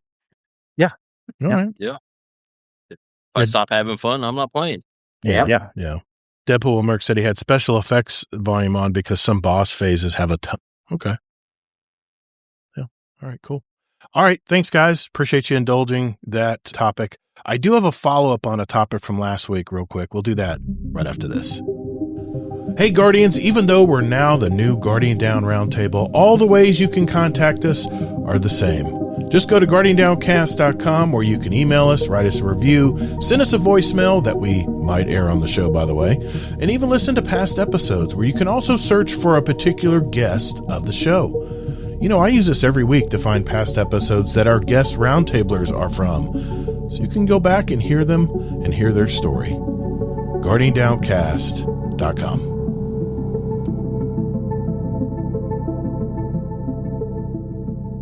All right, before we get into our catch-up segment tonight, I want to follow up on a topic I had last week. Last week I was, why gamers have gotten smarter and don't buy into the pre-hype and pre-ordering and buying the AAA games on day one. And yes, I know there's exceptions out there, but overall, I mean, it seems to be the trend of video game developers aren't getting those impressive day one numbers like they did just a decade ago.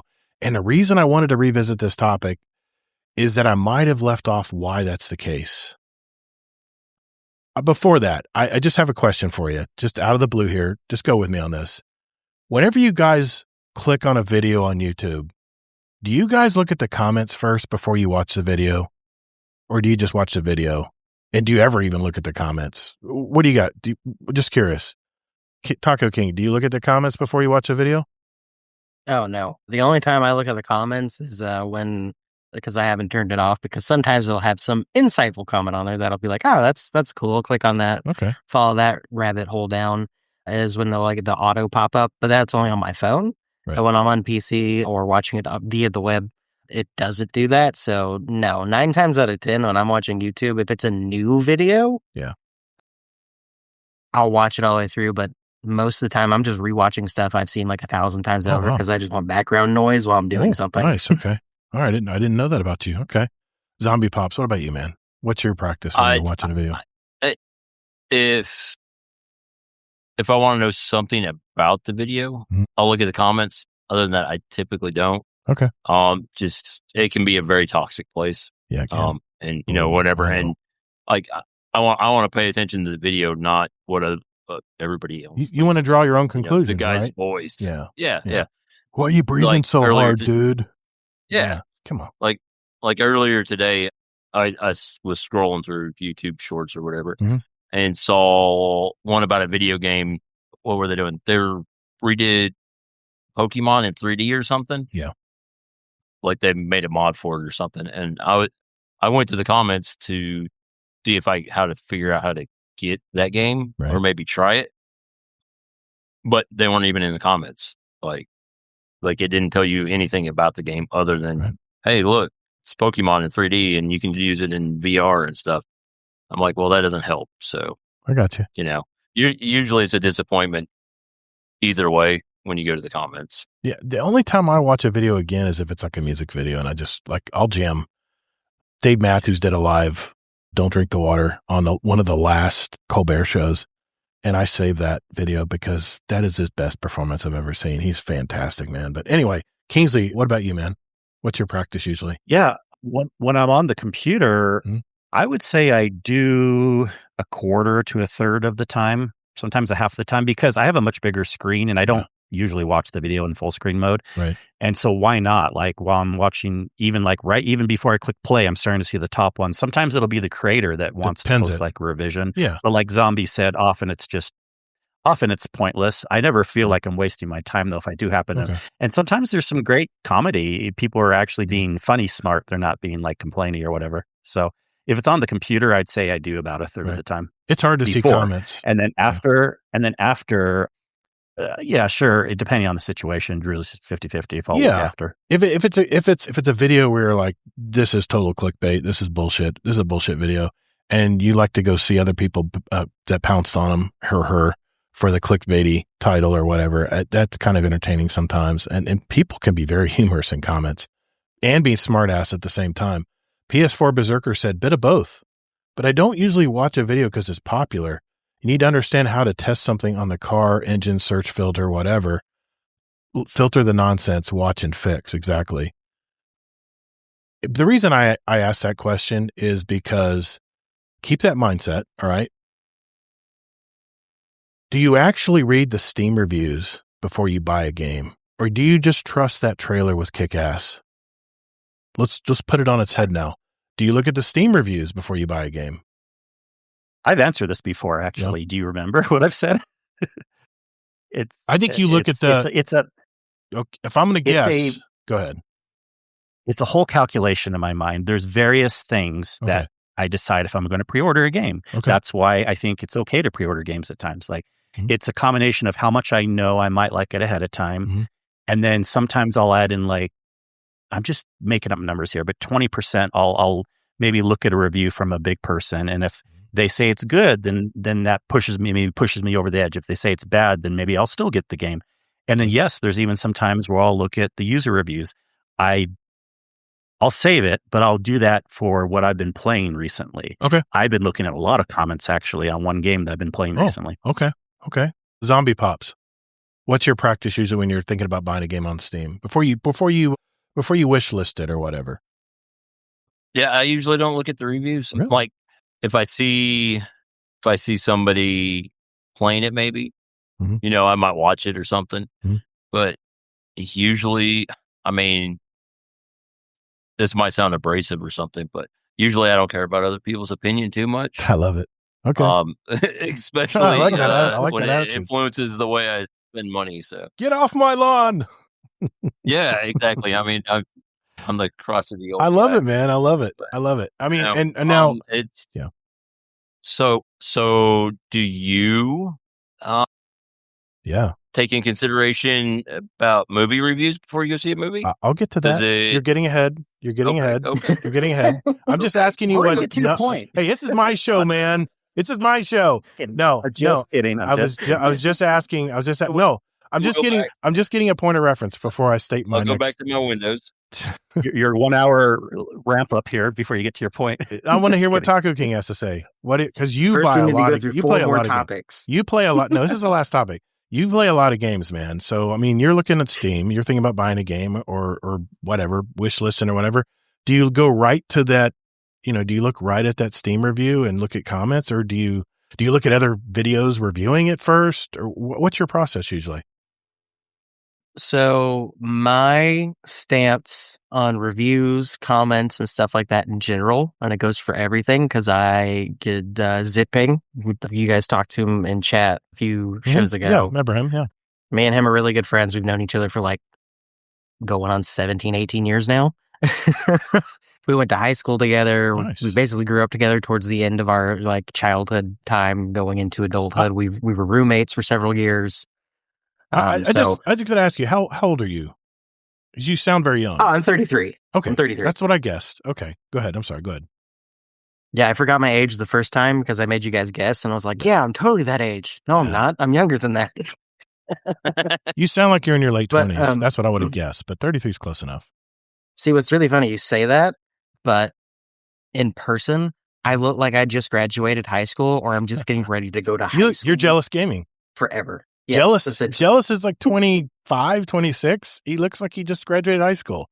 The coolest dude, though. I look like I'm either going into high school or I'm just about to get out of high school, depending on the day. It's really funny. Sorry, I didn't mean to pull you off on a tangent. I'm but sorry. You have the knowledge of 40s and 50s. You do. You're very What's really seasoned. funny, though, is at my current shop that I work at, I'm one of the oldest people that are on the payroll in the shop, but I look younger than 90% of the team. Really? Oh my God. It's really funny. But my stance on reviews and comments in general there are 3 types of people.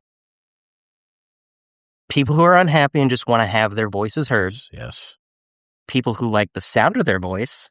And then on occasion, the very rare few people who are willing to give you honest reviews, but usually get, solidified into some despot hole that you never see their comments anyway. Right. You get buried from all the other two that you just mentioned.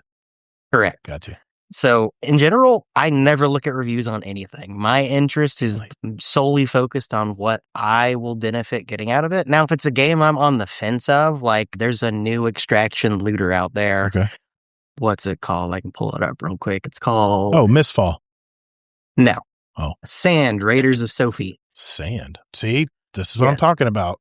Sand, Raiders of Sophie. So the premise of the game looks awesome. Okay. But there's a lot of mixed reviews on it. I started reading some of the comments. Apparently, the big issue with this game in particular is there's a lot of cheaters, apparently. Okay. But the whole premise of this game is you are a space cowboy, and you are sent to this desolate desert planet to go loot it for, material supplies, weapons, whatever. So it's Cowboy Bebop. And essentially Cowboy Bebop. But think the old Will Smith movie, Wild Wild West. Yes.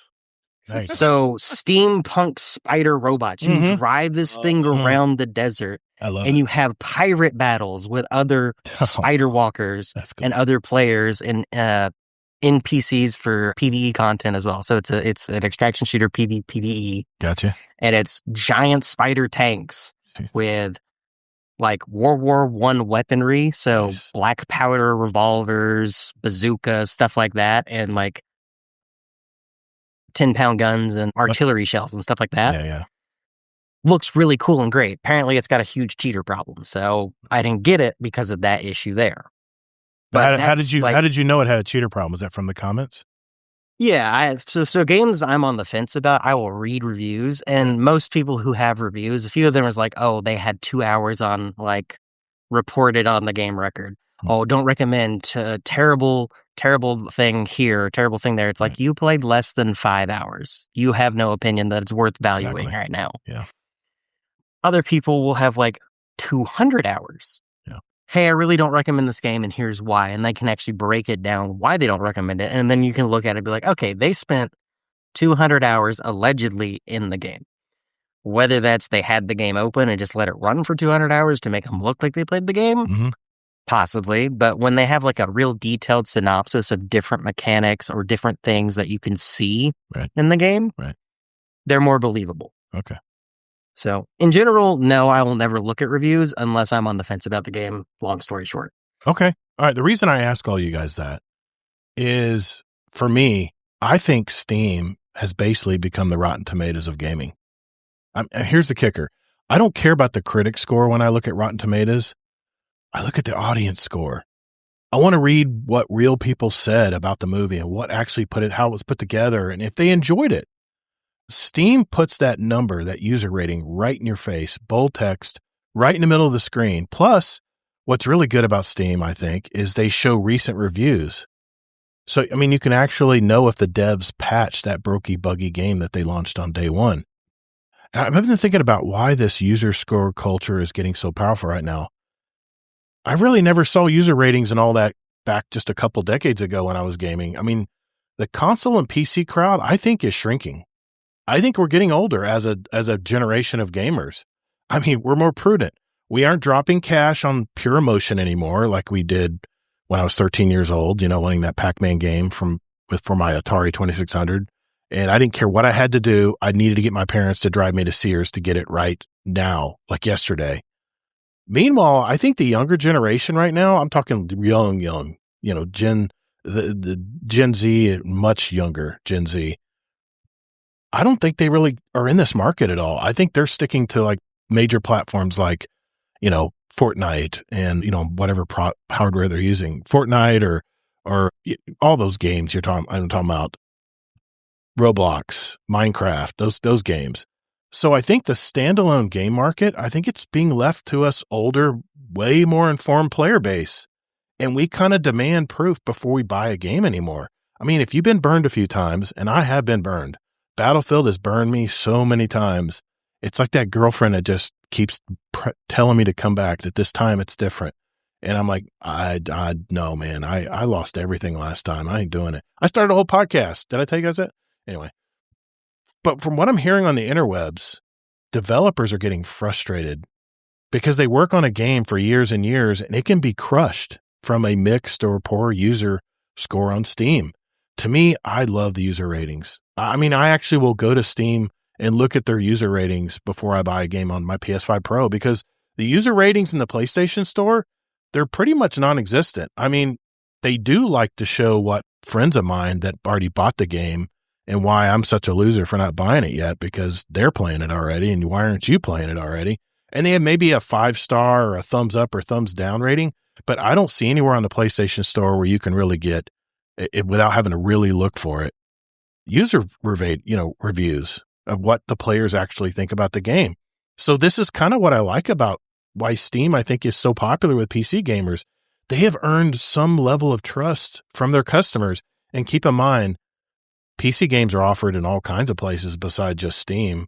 So maybe that's powerful enough for Steam to really never take down or minimize the Steam ratings. And I know there's lots of developers out there that probably are saying, hey, man, can you just minimize this score or put it down at the bottom where people can't see it as well or something? I know. I was just thinking about all this, diskless game news over the past few weeks and how there's lawsuits towards Sony and all this mess. I mean, Sony did finally reply by basically to the opposition that wanted to keep physical games.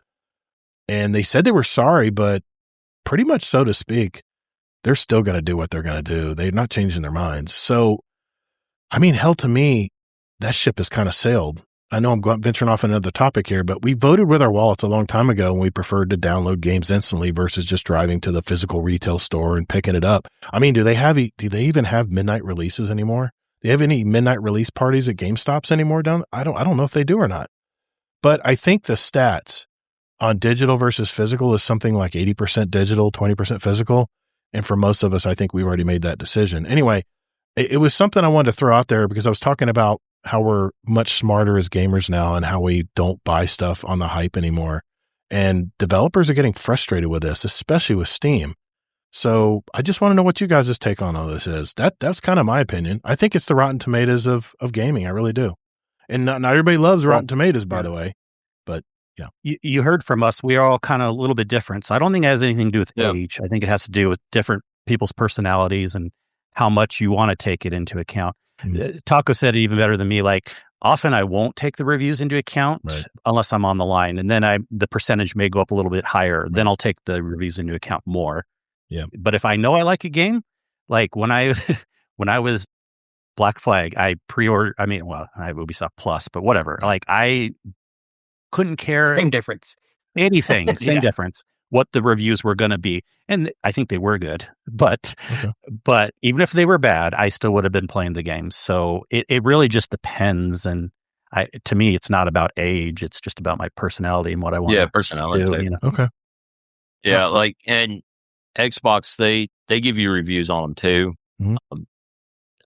Like I said, I don't pay attention to them though. I know they're there, but I don't ever pay attention to them because what's preventing somebody from review bombing a game? And you hear about all the time. And all the time, right? Yeah. Just because they don't like, what the devs did or something, they laid somebody off or, this, that, or the other. Right. It doesn't matter. So, but like, can you, on that point, why? Can't you, Taco King, you might know this better than me. Can't you click on the person who tried to review bomb it? Can you tell if they've actually played the game or not? Is that information available to the public? Steam. Yeah, how many hours they played. Exactly. It depends on the platform, but so it gives you context. Okay. Yep. I get your point, guys. But I mean, yeah. But like say, people were playing Destiny for several years. Oh man, we heard. And then they got upset when all the layoffs happened. Yeah. And everybody review bombed Destiny too. And somebody new's looking at it and they're like, well, he's got a whole bunch of hours in here, and he's saying this game's terrible, not because he got upset because they laid off a bunch of people. Right. So. We've had reviews for a long time. Reddit. Yeah. When I was a lot younger, Reddit was still around. See, I didn't ever use Reddit. And there was reviews there. Now, again, I mostly went for entertainment. Yeah, you or can be if I was on entertained. the fence about something. There's I some, like to be entertained by that there's shit. some I witty, really do. there's some witty Either people. does Reddit not or affect me. 4chan, where the edgy people from Reddit couldn't go anymore. Dude. Yeah. There's some witty people on Reddit, man. I crack up with some of these comments about. Or the even if you're sarcasm having a is real. fight. Yeah. That's like you bring up the popcorn. It's entertainment that way. If they're having like a fight or whatever. Sure. But when we're on the fence on a movie, like you're on the fence with a game, Amazing Taco King, my wife will say, well, what's the user saying? What's the user score saying? And if it's a brand new film, sometimes there's not always audience scores they don't register them yet.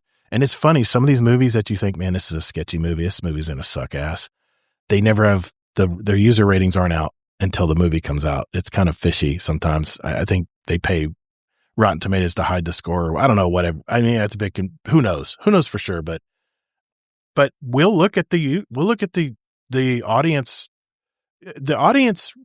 on Rotten Tomatoes, and there's other ones out there too. There's a ton of rating platforms out there, but we use Rotten Tomatoes because it's tied into Flickster, which is the app I use to look for movies and stuff. And these people, a lot of them, you hear the fluffy bullshit that the movie critics say, like, and it didn't have this artistic, and I don't care about that.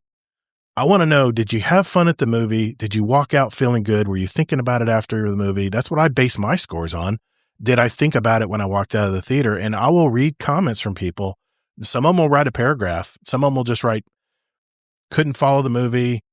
And if there's a trend there where a lot of people are saying that, then a lot of times we'll just go, let's just wait to see that on streaming. We'll just wait. Especially if it's a slow week and there's not a lot to choose from. So anyway, all right. I was just curious. I've been sneaking in a lot of topics tonight, and we're making good time, by the way. So we're good on time. But I just want to know how you guys felt about that, because I really think, what's the first thing that when someone's doing a review for a game online, the first thing they say, well, the Steam ratings are this. They always bring up the Steam ratings. It's like the universal, for PC games at least, it's like the universal grade. And the fact that you're talking about reviews, you have to. Yeah. But not everyone is making a video about reviews. And the fact that that Steam provides a lot of, transparency with these people who are making these ratings. You don't get that with other apps. You don't get that with movie apps. You don't know who this person is. Could be a bot. Who knows? But like I said, I like the fact that it shows if they actually played the game. And like Taco King said, they've only played 2 hours of the game. They don't know shit about the game. Like me with Division. I played it a couple hours. That's all I played it lately. And I do want to say there's been times in gaming and in movies, and I'm sure you've had some of these too, where actually I was ultimately more on the side of the professional reviewer. Mm-hmm. So you really got to just make a calculation each time. There could be a situation where a lot of the user reviews said they didn't like it, but then you like the game or the movie. So I just take it all as data and then just kind of try to make a calculation as best as I can. And usually I don't regret it. And like Taco King said, it's usually on a movie I'm on the fence on. I kind of want to see it. I'm kind of curious. And yes, I will draw parallels. If the critics' reviews and comments are matching those of the audience, and I know it's accurate. But sometimes it varies big time. I mean, you can have a critic give it a 15%, or all right, let's just say a 50%, which is not good. A 50% rating on a brand new movie that came out, and the audience has an 88% score. I'll say, okay, why is there a discrepancy here? Let's find out what did the critics hate about this movie, and let's see if it's mirrored or maybe not mentioned with the audience. And maybe the critics are just looking at it too critically. I don't know. Anyway, I'm the opposite. Yeah. Are you? Okay. Well, I guess everybody's different, but yeah. So I know there's been a lot of review bombing out there and stuff, and I definitely don't subscribe to that. That's for sure. But the Doctor 3314 says diskless games won't affect me personally, but the option to still exist for those who want it. Best way to tell whether or not a review is legit on Xbox is to look at their gamer score. Absolutely. Gamer score says everything, how many games they played. That's for sure.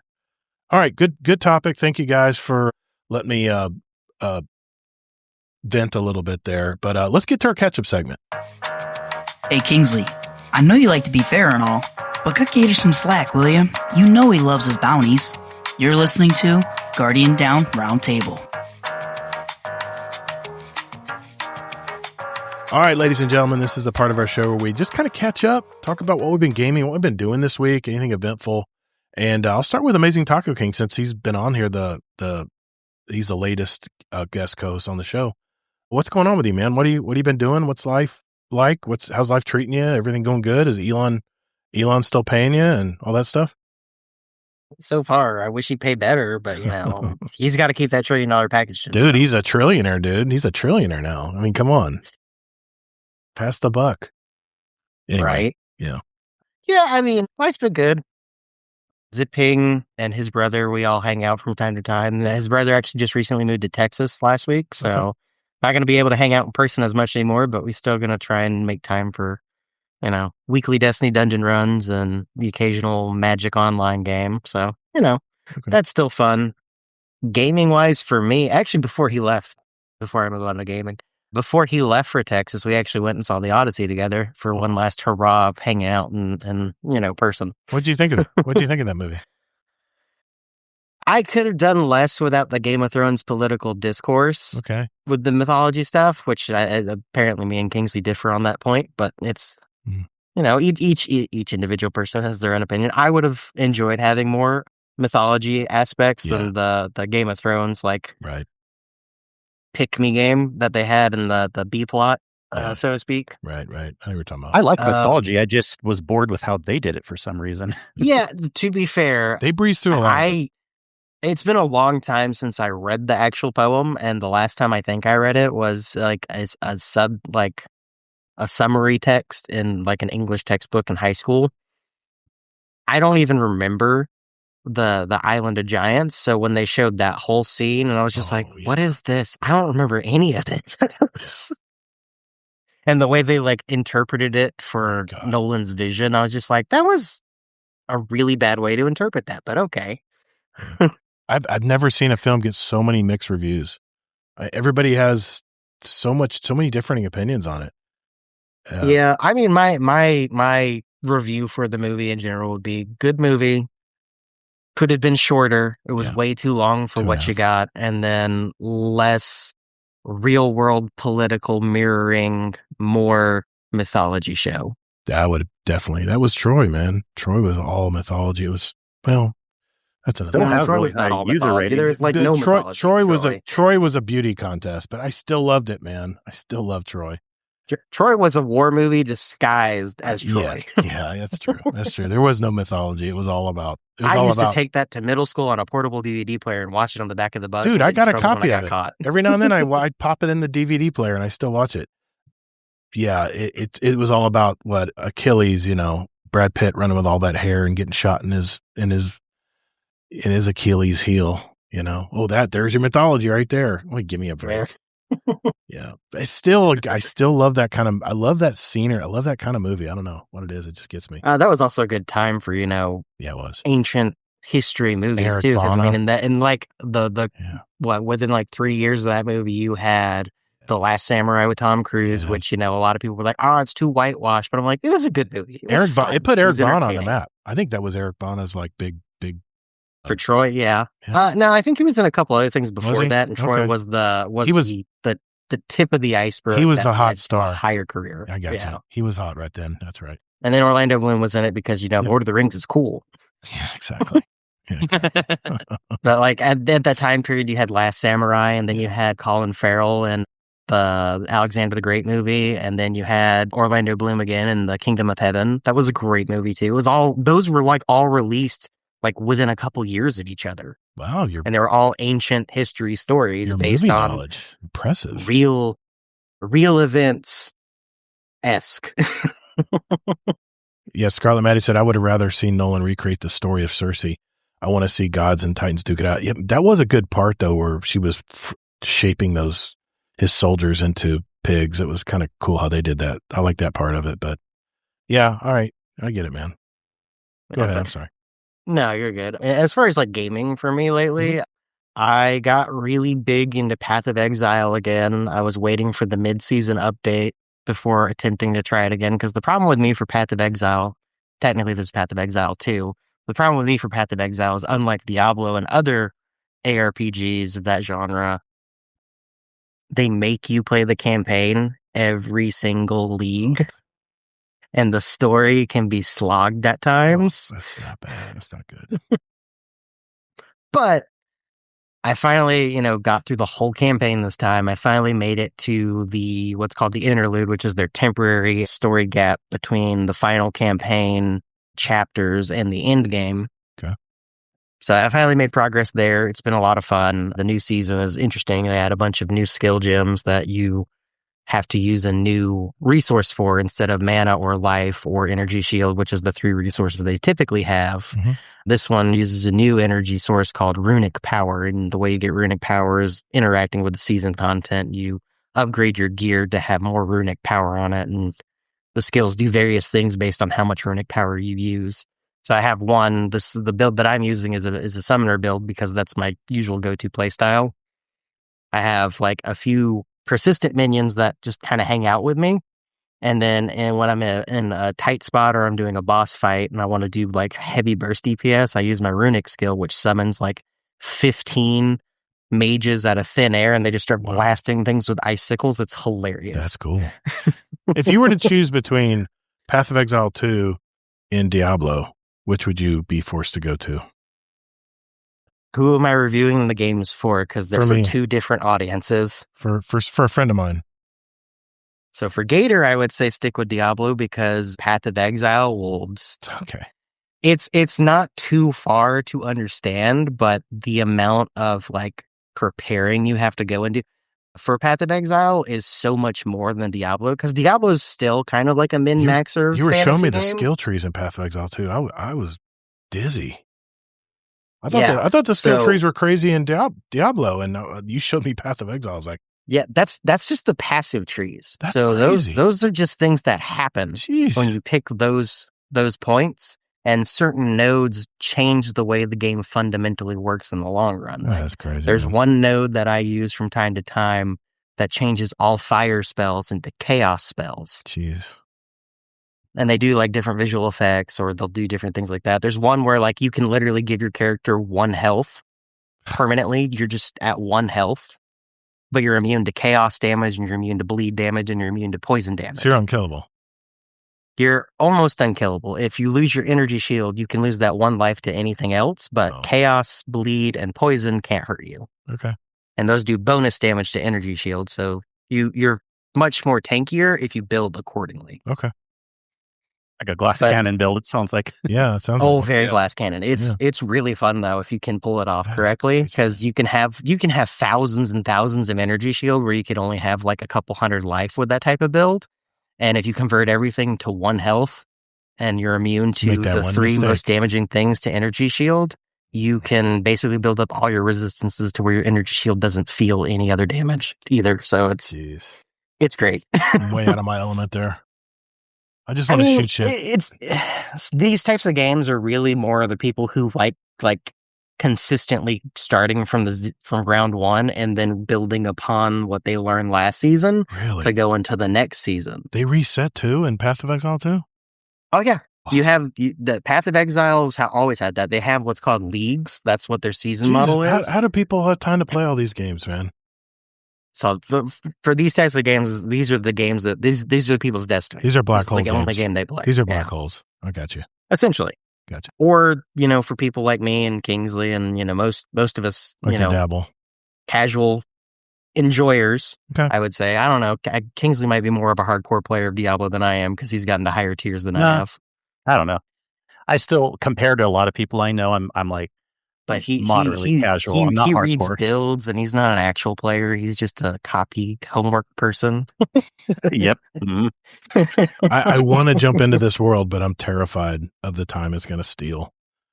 You don't look at it that way. Here's a great way to look at it. Oh my God. Have a goal in mind for what you want to do in Diablo. Mm-hmm. So right now, your first goal should be to finish the campaign. Yeah.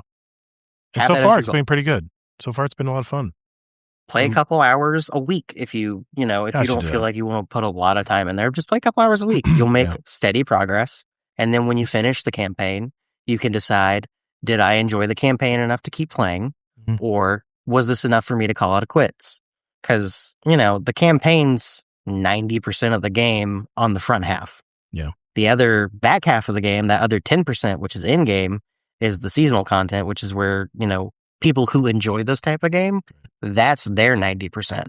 Campaign's 10%, 90% is the back half for them. So it depends on what your goal is. See, for any new game, that should be your goal, is get in. Yeah. And just, get the gears rolling. If it's something you like, keep, picking at it. If you find a point to where you don't like it anymore, just put it down. See, Destiny, all these 12 years I've played it has ruined me on new games. It really has, man. Well, that's just you, sir. I know. I'm not talking about you guys. I said me. Yeah. Destiny has ruined me. I have been so down the rabbit hole with Destiny. And I mean, I played it every day, sometimes 5 hours a day. I mean, whatever time I could put it. I mean, they were really good at keeping me in their world. And now that it's stopped, I'm like, now I feel like I'm so naive when it comes to gaming now. It just pisses me off, man, because there's so many games I missed. And now I'm going back, like, I want to play Ghost of Tsushima. I want to play that game. That looks fun as hell. I want to play that game. I'm looking at all these games. I watch these videos on games you should definitely not keep in your backlog. Should definitely play them now. And I'm looking at this game like, this looks like a lot of fun, man. But I just don't know where to start. I really don't, man. I guess Elder Scrolls Oblivion Remaster. Start there. It doesn't matter where you start, but you got to put 5 to 10 hours in a game if you're playing solo to really know if you're going to like it. And that's why, again, like what you do with Arc Raiders, I highly suggest you play with one of us, like me or whoever, for just an hour, because we can help bring you through the ropes. I've got 200 hours of Arc Raiders. Then you don't have to put as many hours in. But if you're only going to play solo, you probably got to put 10 hours in to know if you're going to like it or not. Okay.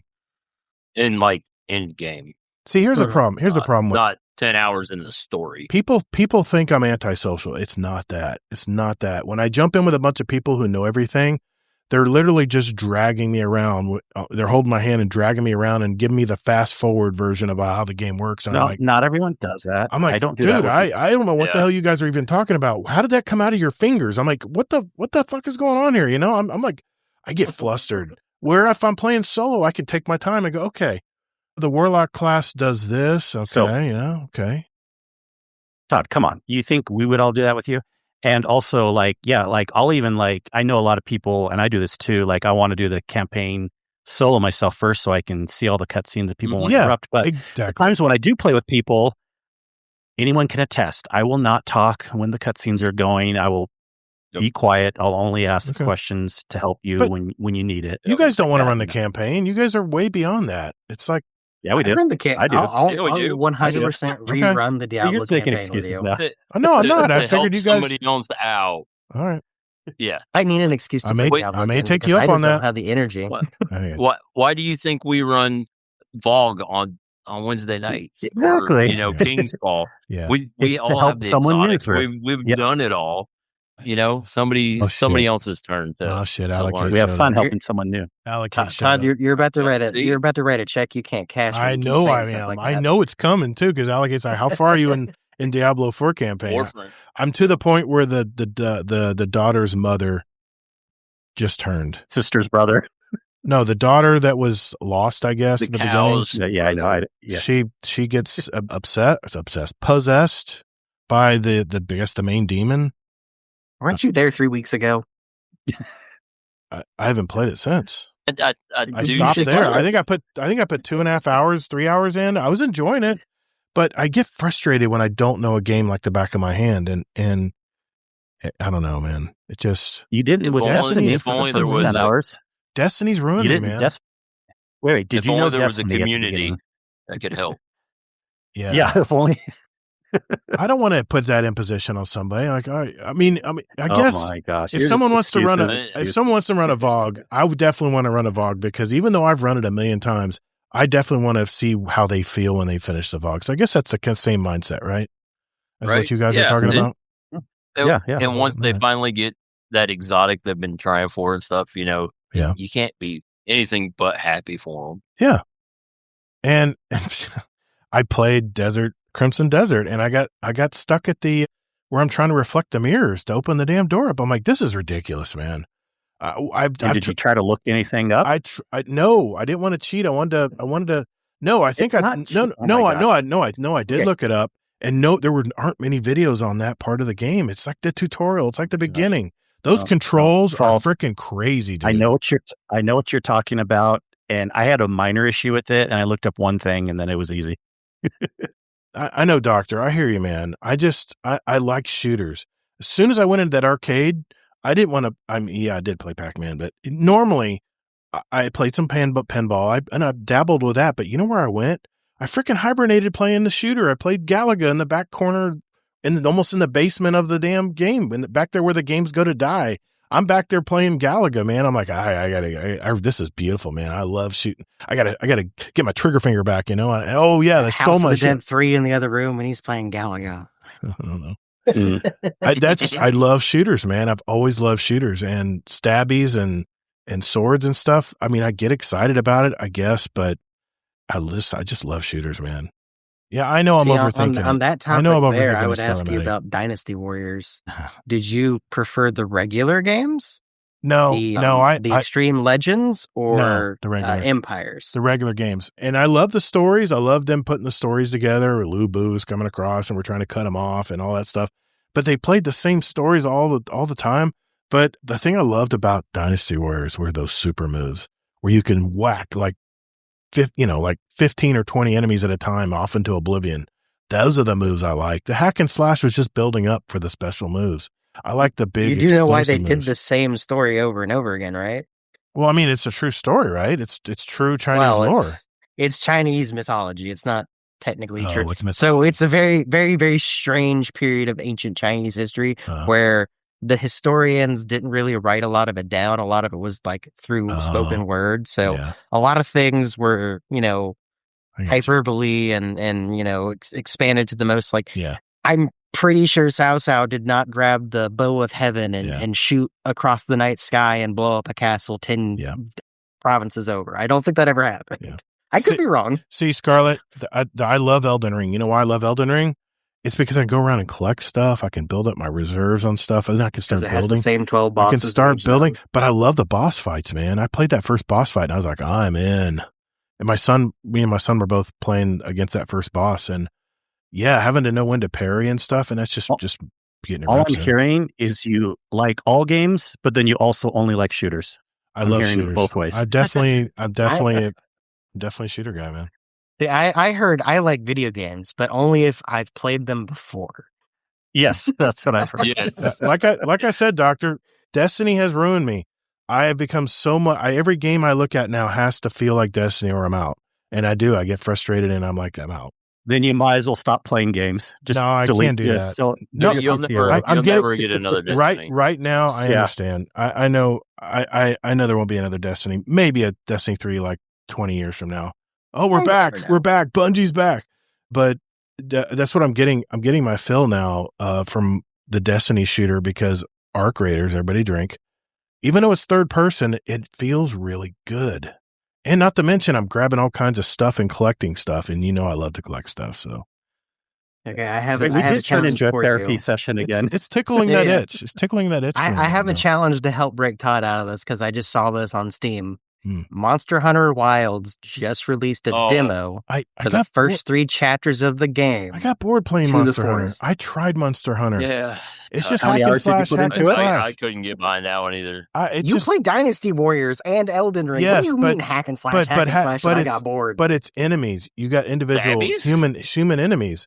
Whereas, I don't know, I just kind of got lost in all the hack and slash movements with these bosses. I'd be almost underneath them. I'm like, how am I not dead right now playing Monster Hunter? And everyone has. What's human about a dragon in Elden Ring? Tell me that. Destiny is enemies. Wait, because Destiny's not. So the lack of realism got you. Yeah, I love. That is the challenge. What's funny is kind of a graphic snob. My daughter says, you should play Splatoon. That's the new game right now. And I'm like, Splatoon. I said, I looked at it. I'm like, no, it's too cartoony. No, it's not. It's not photorealistic. I want photorealistic games. Balatro isn't photorealistic. Balatro. Well, Balatro is a card game. I mean, come on, it's not a shooter. But so what? But you're overthinking it. I mean, you guys are trying to figure me out. Look at Arc Raiders.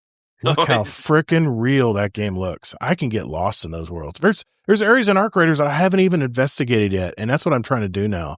Is I'm trying to branch out and and go look at other parts of the map that I just breeze past to go get to the hot areas of the map. And I'm looking at all the containers now, and I'm having a lot of fun doing it.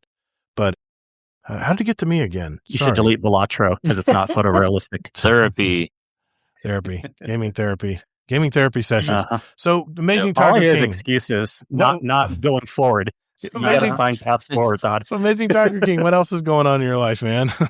Shit. It always comes back to me. I present that challenge to Todd. He should play the prologue demo for Monster Hunter Wilds because it's photorealistic as good as it can get for that type of game. Like, those graphics are insane. It always amazes me at what Monster Hunter Worlds? We're talking about the latest one, the Worlds? Wilds. Oh, Wilds. Wild is the newest one. Yeah, okay. It's a demo. So that's the other thing that I think we're going to see a lot more of going into the future of gaming in general is I think we're going to see a lot more demos coming out like we used to have in the 90s. Yeah. Ooh, that's smart. I hadn't thought about that. I agree with you. Yeah.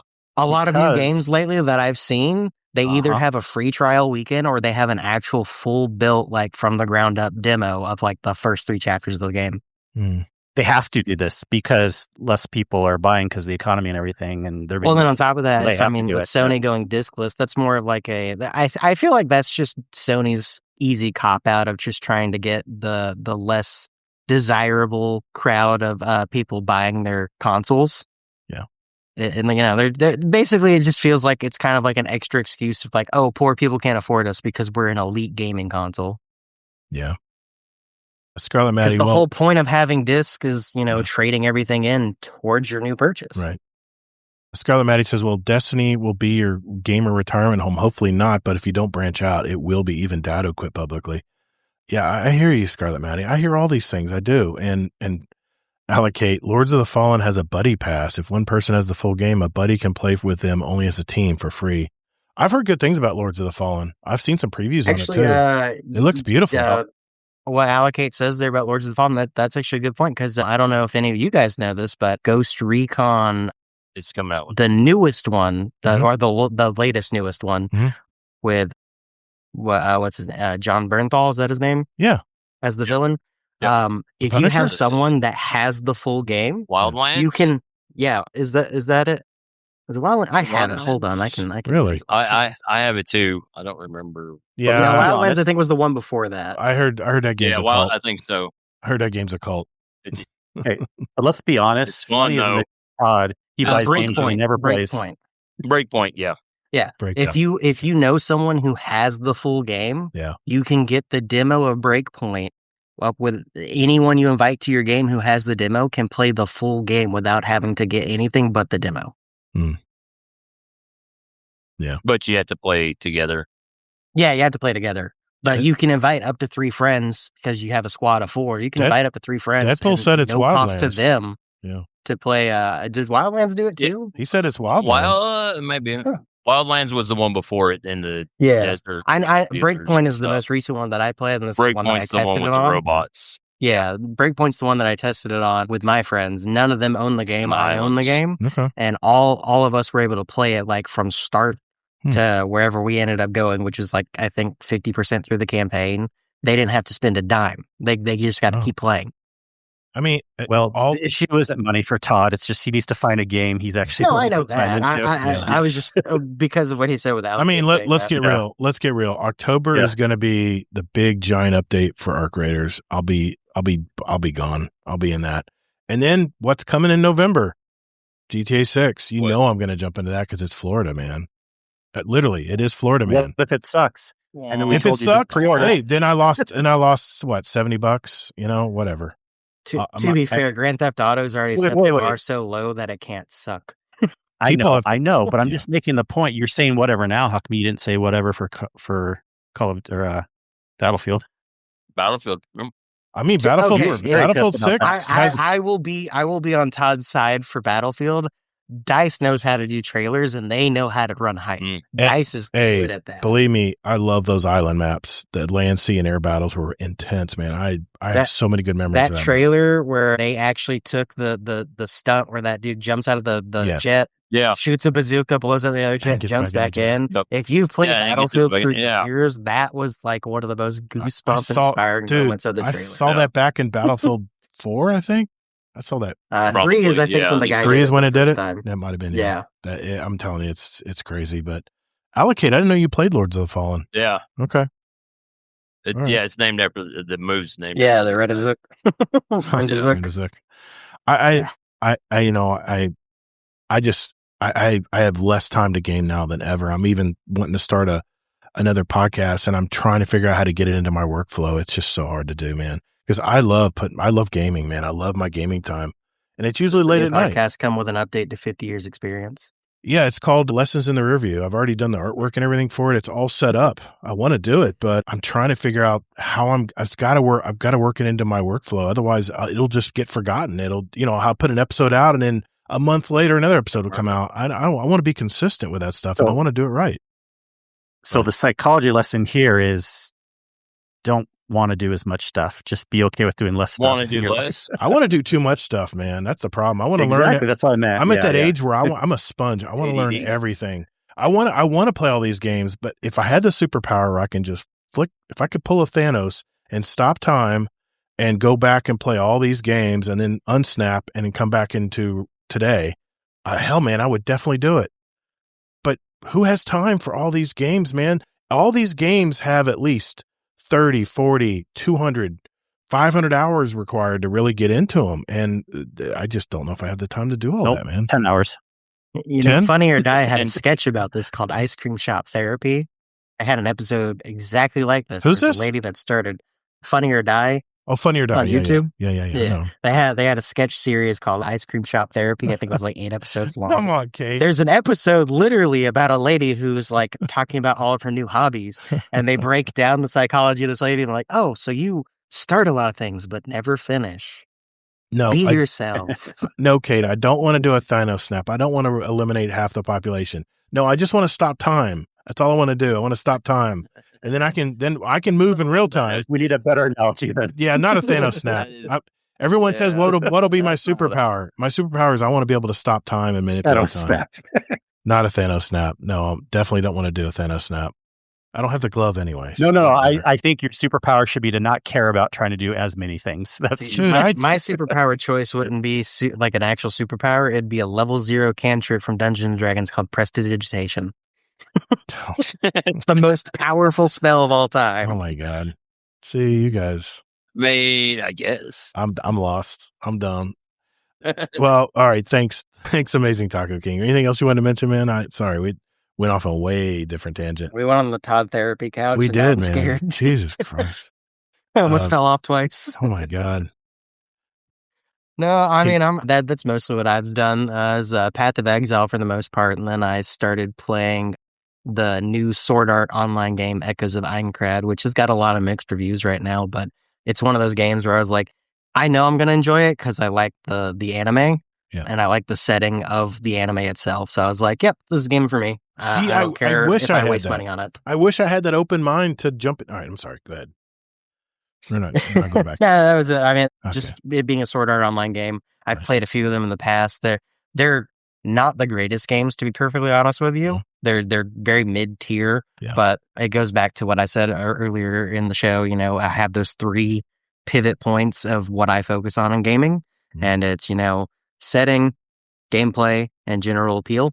If one of those is a 10 and the other 2 are kind of mediocre, I'm still going to play the game. If they're all, mediocre, I'm going to play the game. If they all suck, then I'll probably not play the game, and I'll eventually go back and finish it just for, saying I bought it, I beat it, I'm done with it. Gotcha. Okay. Todd, what's going on in your life, man? Other than your company doubling in size, holy crap, man. Yeah, I know. Booming business, man. People keep sending referrals our way. That's good. It's a good thing.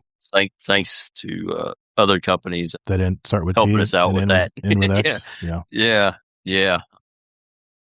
Yeah. Busy as usual. A couple weeks ago, I had to take some downtime. I went to the hospital, got some stuff. Yeah, man. What all that? Dude, you okay? So, everything okay, man? Yeah. Without getting into the weeds of it, basically, I was hurting. I went to the hospital 3 different times total. Mm-hmm. Finally, they were like, yeah, you need some surgery. No shit. So they gave me some surgery. I was on bed rest all last week. Okay. Now I'm kind of on limited duty according to work and stuff. Not lifting heavy things. Don't want to tear stitches. I got you. Yeah. Don't want to break anything open or nothing. Yeah, I hear you, man. I missed a couple raids. Feel kind of bad about that. No, that's all right. Yeah, it is what it is. Other than that, though, I didn't even get to be I couldn't even catch up on some movies or nothing. Well, you were laid up. But yeah, I did watch. Was it World War II with Tom Hanks? Hey, I watched a couple that's of on? those while I was sitting there. What's that on? Is that on Netflix or? Oh no, it was on the TV in the hospital, man. No shit. Yeah. Thought he had but it's pretty cool. Worth checking out if I can find it streaming. I'm definitely gonna watch the whole series. I'm sure people will find it. Yeah, definitely worth checking out. It might be on HBO because he had that contract with Band of Brothers. Yeah, he's done stuff for Apple too, though, so it's hard to say. We'll find it. Just Google it or use your Gemini or whatever. It'll tell you. Yeah. Let's see. Last time, before we had all the Discord issues, I did replace my CPU. I upgraded it in my computer, which was cool because I built it, but I've never taken it apart since I put it together. Mm-hmm. So it was kind of like, this might work, might not, a little nerve wracking, but it's cool because it's a little bit better. So I get a little bit more FPSs out of it. Nice. You multitask a little bit better. I mean, Kingsley just did a download and his got better. That's crazy, man. Well, that was his GPU. Yeah. That was his graphics driver, if I remember correctly. I got you. Yeah. CPU is different than GPU. Yeah. That is very true. Very true. Yeah. One PU to another. Yep. Yeah.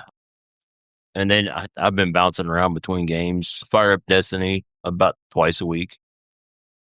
Yeah. I got the Spider-Man Miles Morales. I just started dabbling in that.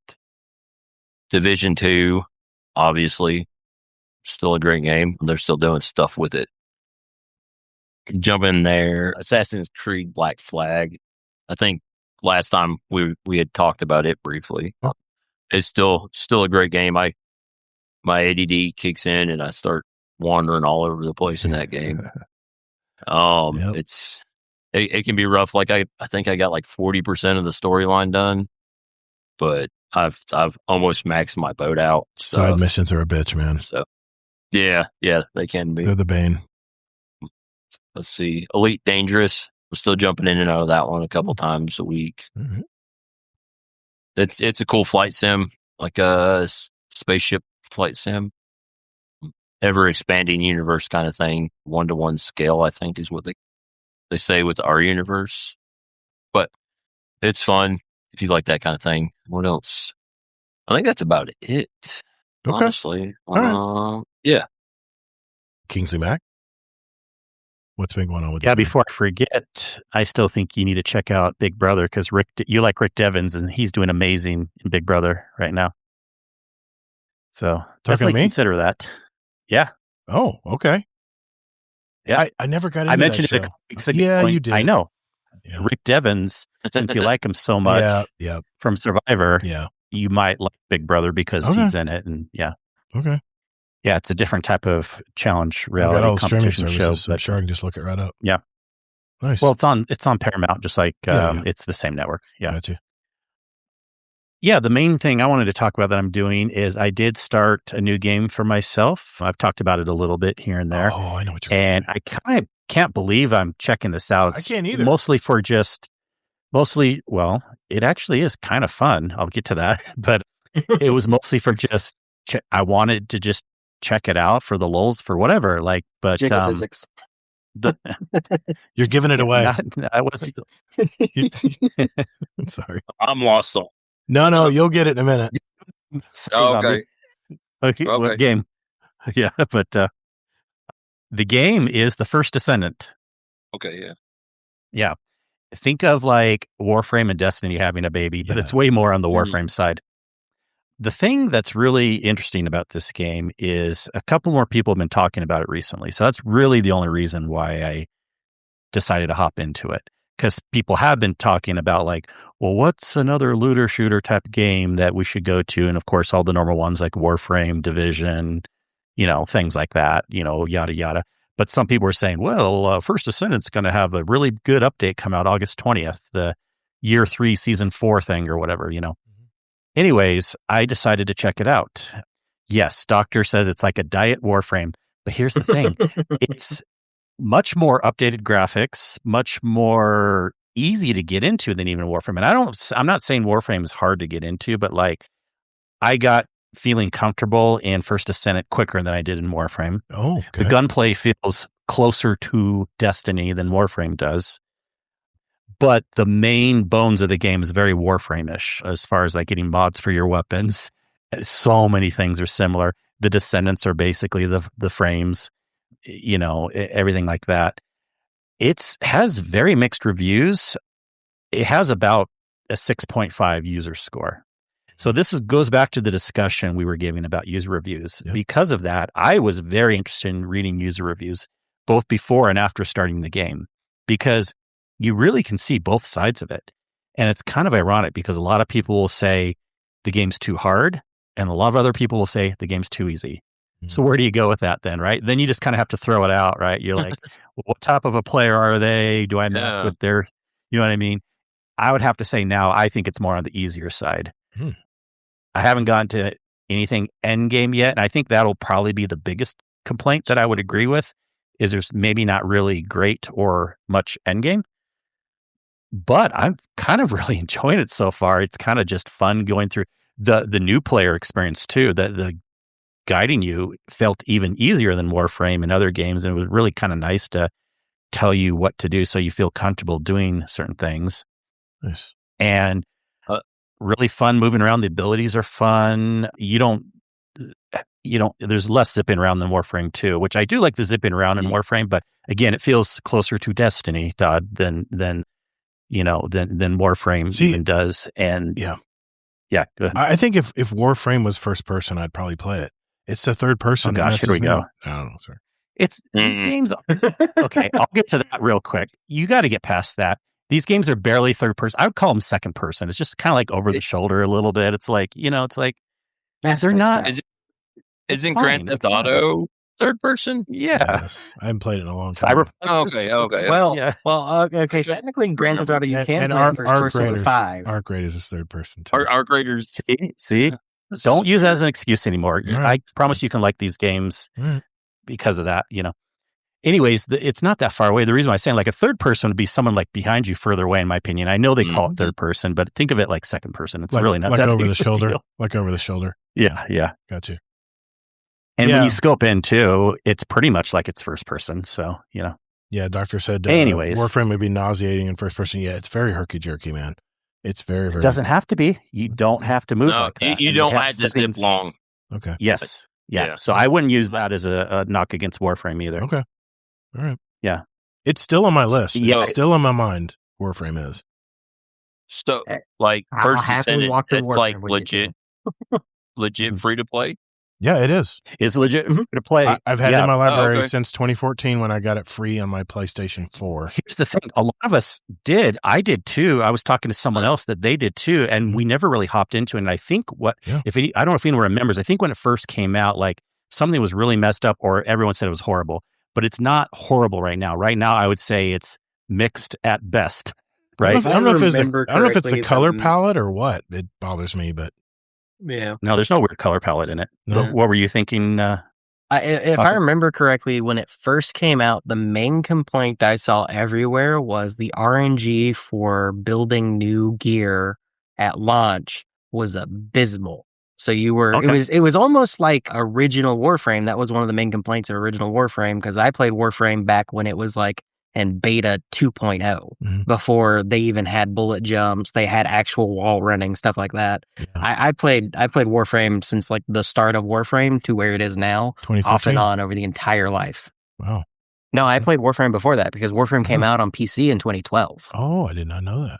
I thought it was a PlayStation Warframe's been around exclusive. since 2012 on PC. It was a Steam exclusive for the first 4 years of its life, I want to say. Really? I don't think it came out to a console 2014? until 2016. No, it's 2014. No, because it came out the same. It came out before. It came out the same time, or actually a little bit before Destiny on the PS4. because I remember seeing it was a free game that you can install. It was already preloaded. It just had to click it and say, yeah, let's play.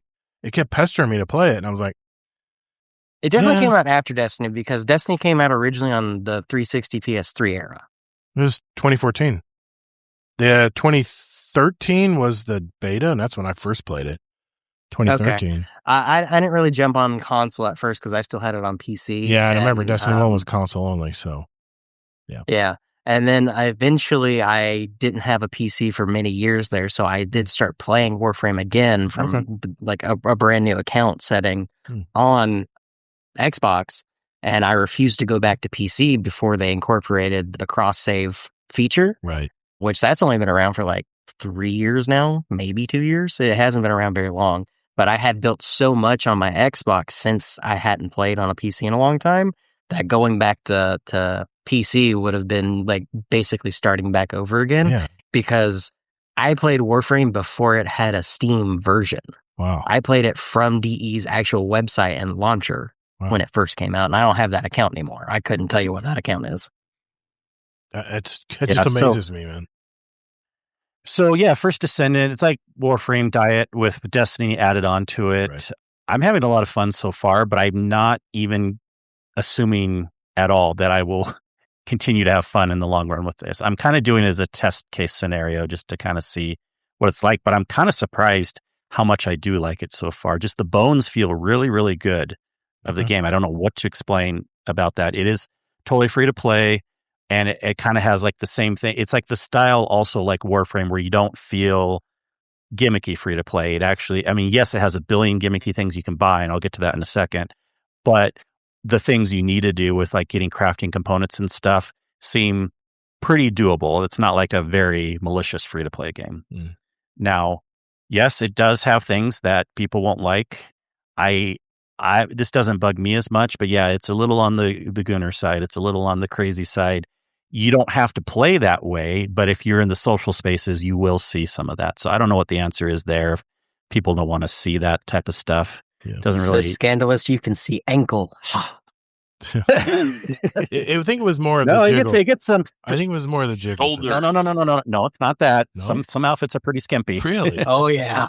Oh yes. It really is pretty skimpy with some outfits. Yeah. When you first described it as Warframe and Destiny had a kid, I was like, I feel like it's more like Warframe and Marvel Rivals Skin Team had a kid. Yeah. Did you see the changes I made to that? Yeah, it was crazy. So I mean, but I think you can go in a private social space. I'm pretty sure because I see all the options for like this and that, and doing the missions is a very similar to Warframe too. I don't know. I even like how they do the social space better than Warframe. And the apartment, your private area is pretty darn cool and everything, but they don't have clans yet or anything like that. Again, I'm not trying to say that this is going to be any type of a good game, but if someone's looking for something to check out and they want something that's similar to Warframe or Destiny-ish, kind of, it's there. And so far I'm having fun. So it is what it is. Excellent, man. Free to play or freemium games, as we call them in some of my circles I hang out with. They're always good to have around, honestly, because I mean, it's like a demo, but it's an actual game. It just has certain limitations that a real game wouldn't have. Yeah. If it's free, it's for me. There you go. And then, yes, there's a lot of the actual characters, like the base models and stuff, are pretty okay. But then, of course, all the 60 ornaments that you can buy or those certain ones you can earn can be a little scandalous for sure. But I need that bunny outfit. God, that bunny outfit. I don't care about the bunny one. The fast movement is cool, but it's all hanging out. Yeah. No, the bunny one's not. You have no idea. No. Yeah, no, that one's bunny not one's even jiggle remotely, physics is not hanging out. Okay. There's other ones that are hanging out. Yeah, I think the first Descendant that they added after it launched, their first DLC character, our seasonal character, was the Arctic sniper lady. I think the first skin they released for her, which was one of those things like, this doesn't make any sense for what she's about, was a bikini because it was the summer season. Yeah, it couldn't be any worse than the board shorts that everybody's wearing now in raids. Holy crap. Don't be hating on my exo legs. Hey, man, I got 2 more levels in the season pass to unlock it myself, and I'll be rocking it too. So, so you're just jealous. That's why you've been complaining. Yeah, I'm envious. I'm envious. It's definitely cool. You're still that low in the season pass? Come on, man. I want to be with the fun crowd. I barely play, and I'm a Too higher much level arc than season raiders. pass. Me, it sounds like. I'm like level 50. I know we had this I'm just 2 away. discussion. We don't understand how Todd isn't there yet. I'm telling you, man. There's no bounties to save anymore. Another game has got my attention right now. Anytime I have time to play, it's word bounties. Same with us. And that's but I all guess you do really have less time to play than us because you do so many other things. Yeah. Yeah, but I treasure my Saturday 10 nights, podcasts. Man. Saturday night is my time to do my destiny. 10 podcasts. Yeah. 10 podcasts, bowling, date nights. Yeah, man. Stop having a social life. You have movies. I watch movies Be every a week. loner like us. I know.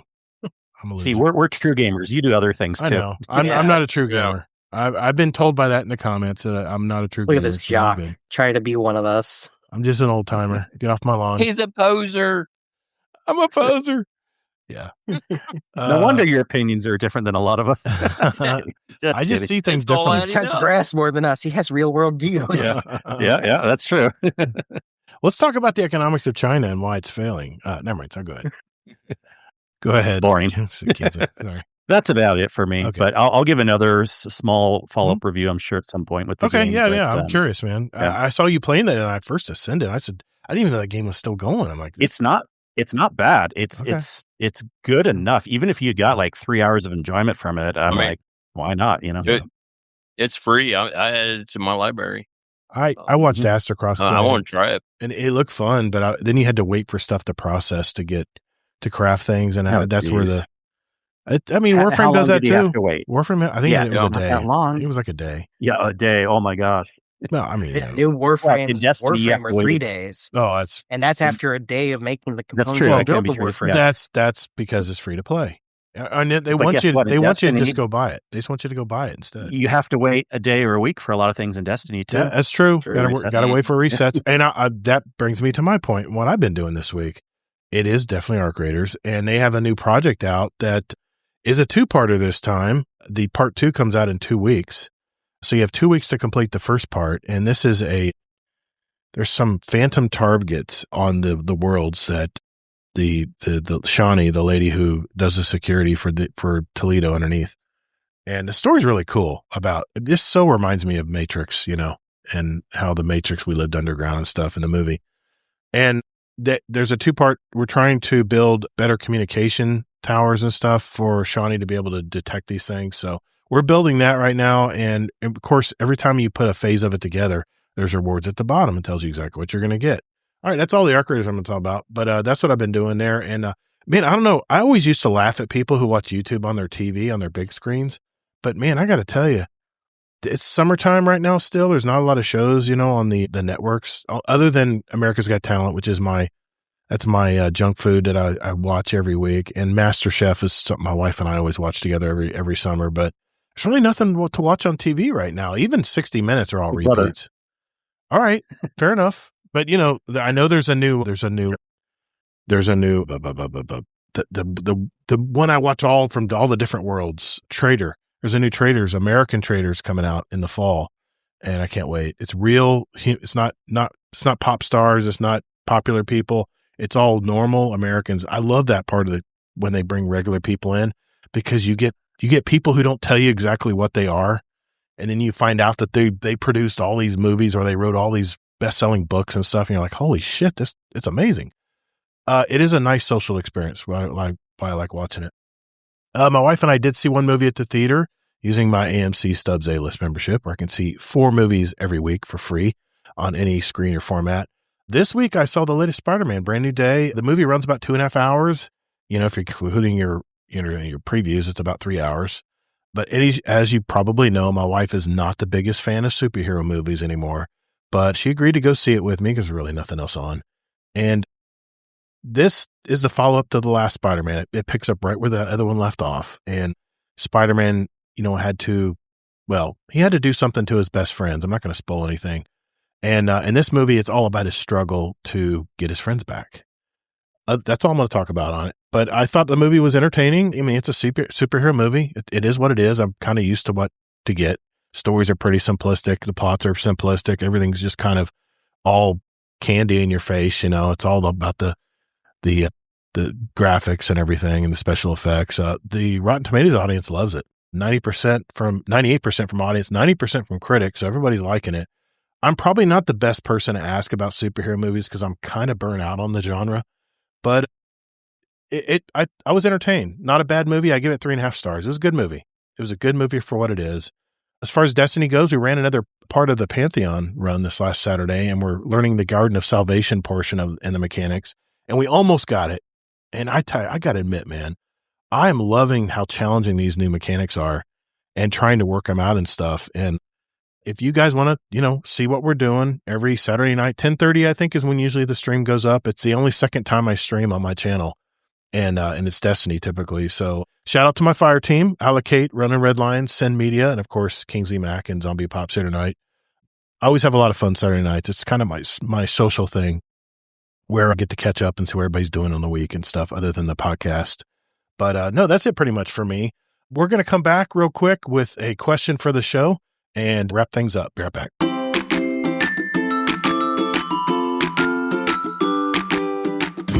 Hey, Gatr. If I was to send a question for the show, where would I need to go? Wow, great question, Native. Can't believe you thought of that. You can send us a question for the show in our Discord at discord.gg/GuardianDownCast and enter it in our podcast questions channel. Or they can email us at guardiandowncast@gmail.com, or what I really like are those voicemails. So just go to guardiandowncast.com, that's our website, and hit that send voicemail button at the very top or the very right side of the page. Believe me, you can't miss it. Wow, Gatr, there are so many awesome ways to send questions to the show. Thanks, Native. It's that easy. So what are you waiting for? If you have a question for the show or just want to make a comment about a past segment, send it our way, and we might read it out or play it live on the show. All the links are down in the episode notes down below. And later, Guardians. All right, bro. Is that it? Because I'm done. I'm about to be out of here. Yeah, okay. I'll Venmo you later.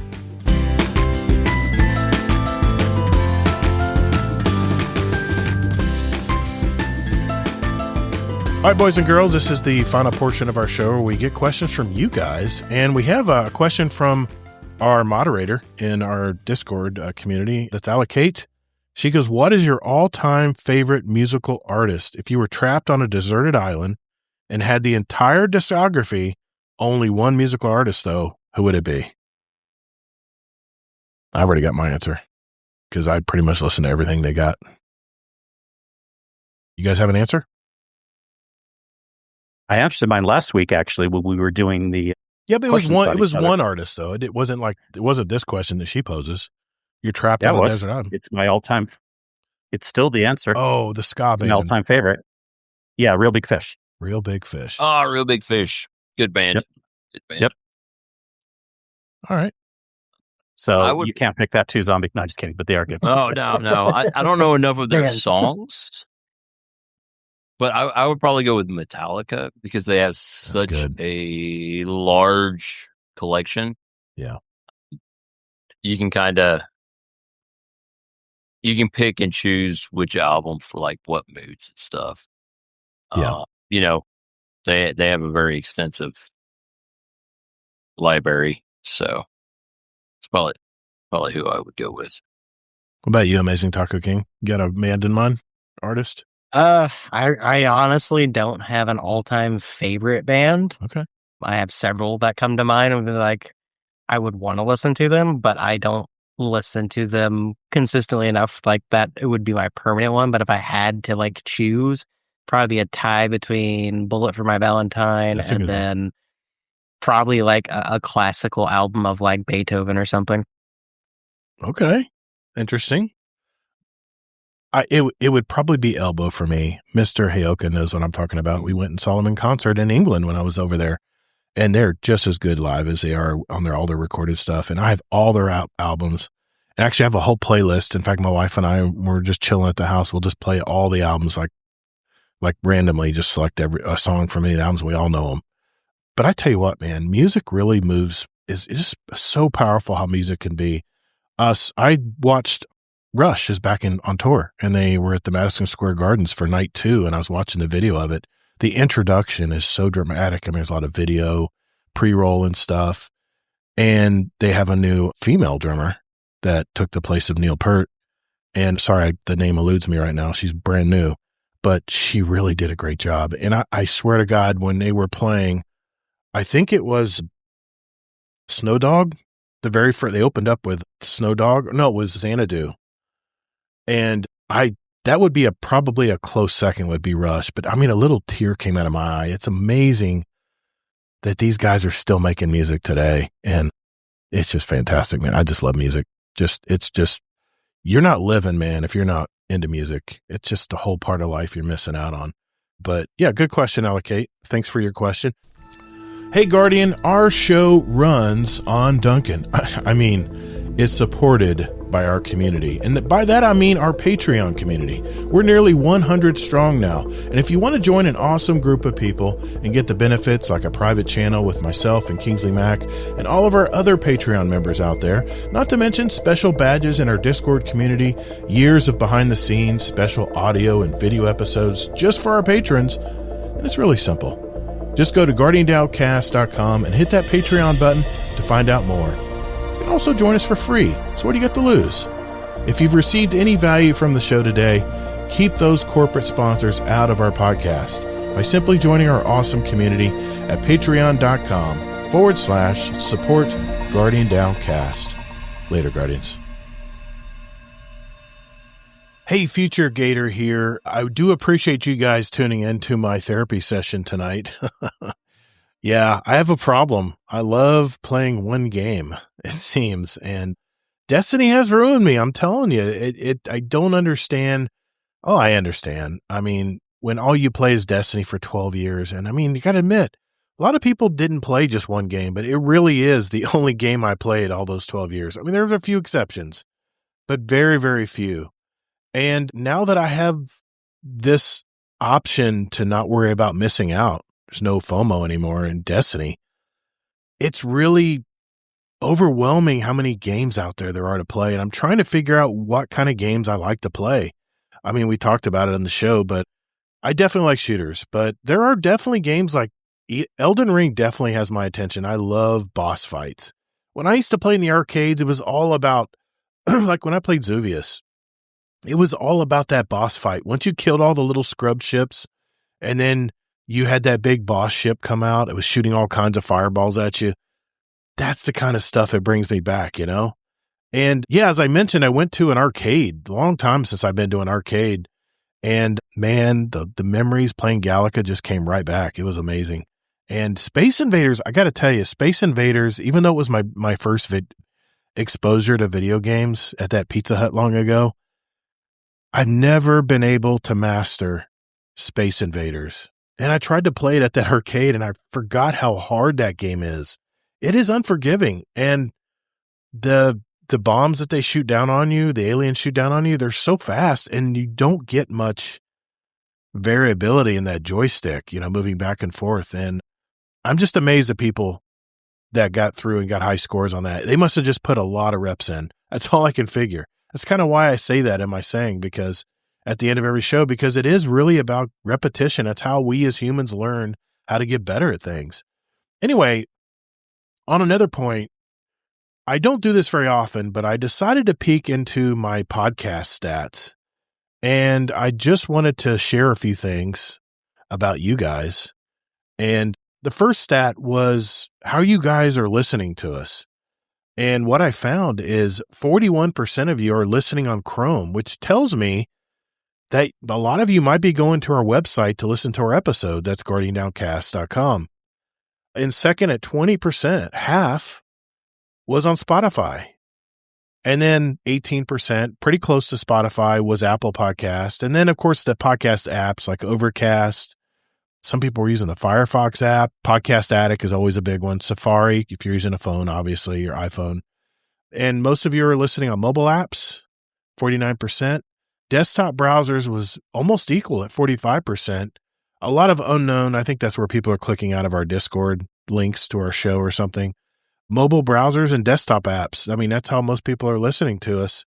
And surprisingly, iOS is our biggest platform at 33.8%. Mac iOS is 21.5%. So half of our listeners are listening on an Apple product or platform. And then, of course, 21% on Windows, 16% on Android, and Linux and Chrome OS and all that goes from there. But the biggest thing that surprised me, and this has changed since we've been podcasting for, over 7 years now, is United States obviously is a bulk of it's 53.9% of our downloads are, where people are listening. But it really surprised me who was in second and third place now. It used to be the UK. They're only 6.5% of our listener base now. You guys are slipping. I don't know what's going on. But the UK, we're not getting as much listens as we used to. Singapore, ironically, 18% of our listener base is from Singapore. 10% in third place is from Japan. And then United Kingdom, Canada, Australia. We love our Aussies. China and Germany were rounded out our top 10, top 8. I was very surprised at those stats. I don't look at stats a whole lot. I'm not one of those guys that just obsesses over download numbers and all that stuff, but I was very surprised at who around the world is listening to us. And Singapore and Japan, thank you. Thank you for listening to our podcast. I don't know if you're hearing English or you're hearing a translation from English to your language. I'm not sure, but thank you. Thank you for listening to us. We appreciate that. We really do. Anyway, I just thought I'd share that with you tonight. But we stated our opinions on Steam user reviews. Do you look at Steam reviews? Also, because we don't buy on day one as much as we used to, and a lot of developers have been disappointed that they don't get those huge numbers on day one. People are smarter now. They're looking at reviews or looking what other people are saying. Like I use a comparison with how I see movies, how I'll look at the audience scores, and then more importantly, the audience comments about a movie, especially if it's one I don't really know what it's about or I don't know what I'm getting into. It's really nice to look at those comments. So what do you guys do? Do you guys really look at that Steam score? Do you look at the comments? Do you look at the most recent comments? Do you look at how many hours the person has played before, when they give their user review? Because that's supposedly very easily accessible. It's very common to see that publicly, how much they actually played the game they're reviewing. And then we also talked about when you're playing looter shooters, what do you value as loot? And are developers just lazy, just throwing a bunch of guns or a bunch of loot at you versus giving you some challenge to get that loot? And is it loot that makes you more powerful that you worry about? Or is it more of the reflective loot, like I talked about from that article, where it's all about the flex? What is it about loot that you guys like? Is it the flex? Is it the personalization, like having a special, like a rare emblem in Destiny? Or is it all about the power and spell powers or other things in the game that make you stronger or even more resilient to enemy fire or whatever it may be? I'm curious what you guys think. We've stated our opinion, but we want to hear yours. Jump into our Discord, give us some feedback. Our feedback channel is very enlightening every week. It's discord.gg/Guardian Down Roundtable. Or you can send us a voicemail right from your phone or shoot us an email if you prefer, writing stuff down. Just go to guardiandowncast.com and contact us that way. Hey, I want to thank you for listening to the show every week. A big shout out to our super fans. That's our Patreon community. Like our Dungeon Champion patron, Deadpool1 Merc. Our Raid Boss patrons. That was AmazingTacoKing, who was on the show tonight. Thank you, sir. Jealous Gaming and Frostbite are 3 Raid Bosses. These are the people who give back the most to our community. But I don't forget all of you. I know all of you who give back to our Patreon. And I believe, like I said, we're almost 100 members strong now. You can join for free and try it out. So including that, we're almost at 100 members now. So we thank you for that. I try to put out extra episodes, behind the scenes stuff, special video versions of things, try to mix it up a little bit. So there's all kinds. I think there's I want to say 4 years of extra content on that page. So if you are wanting to give back to our show and support the show, it is patreon.com/support Guardian Downcast, all one word. Or you can just click the link, the Patreon link on our website, guardiandowncast.com. So whatever game you're into these days, be sure to take breaks, hydrate, and touch grass. JD Kent, community member for over 2 years and a $10 fist bump patron as well as a Twitch subscriber for over 15 months. Thank you, sir. The path to victory is long, but there's always hope. Fight! Thank you all so very much for listening, whether in life or in your game. get your reps in. And later, Guardian.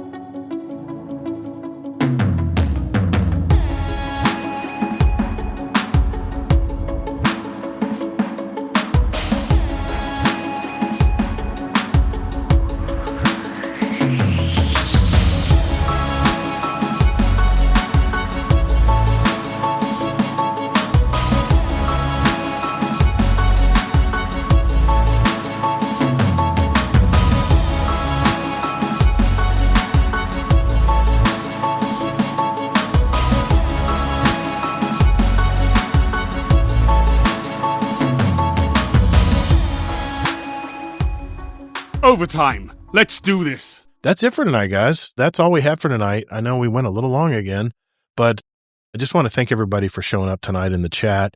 Thank you guys for all of the secret topics that I threw in tonight under the disguise. It was only one topic. And man, I tell you what, Amazing Taco King, your depth of entertainment, movies, and gaming is amazing, dude. You blow me away. I got to be honest. You blow me away with all this knowledge you have of all these movies and stuff.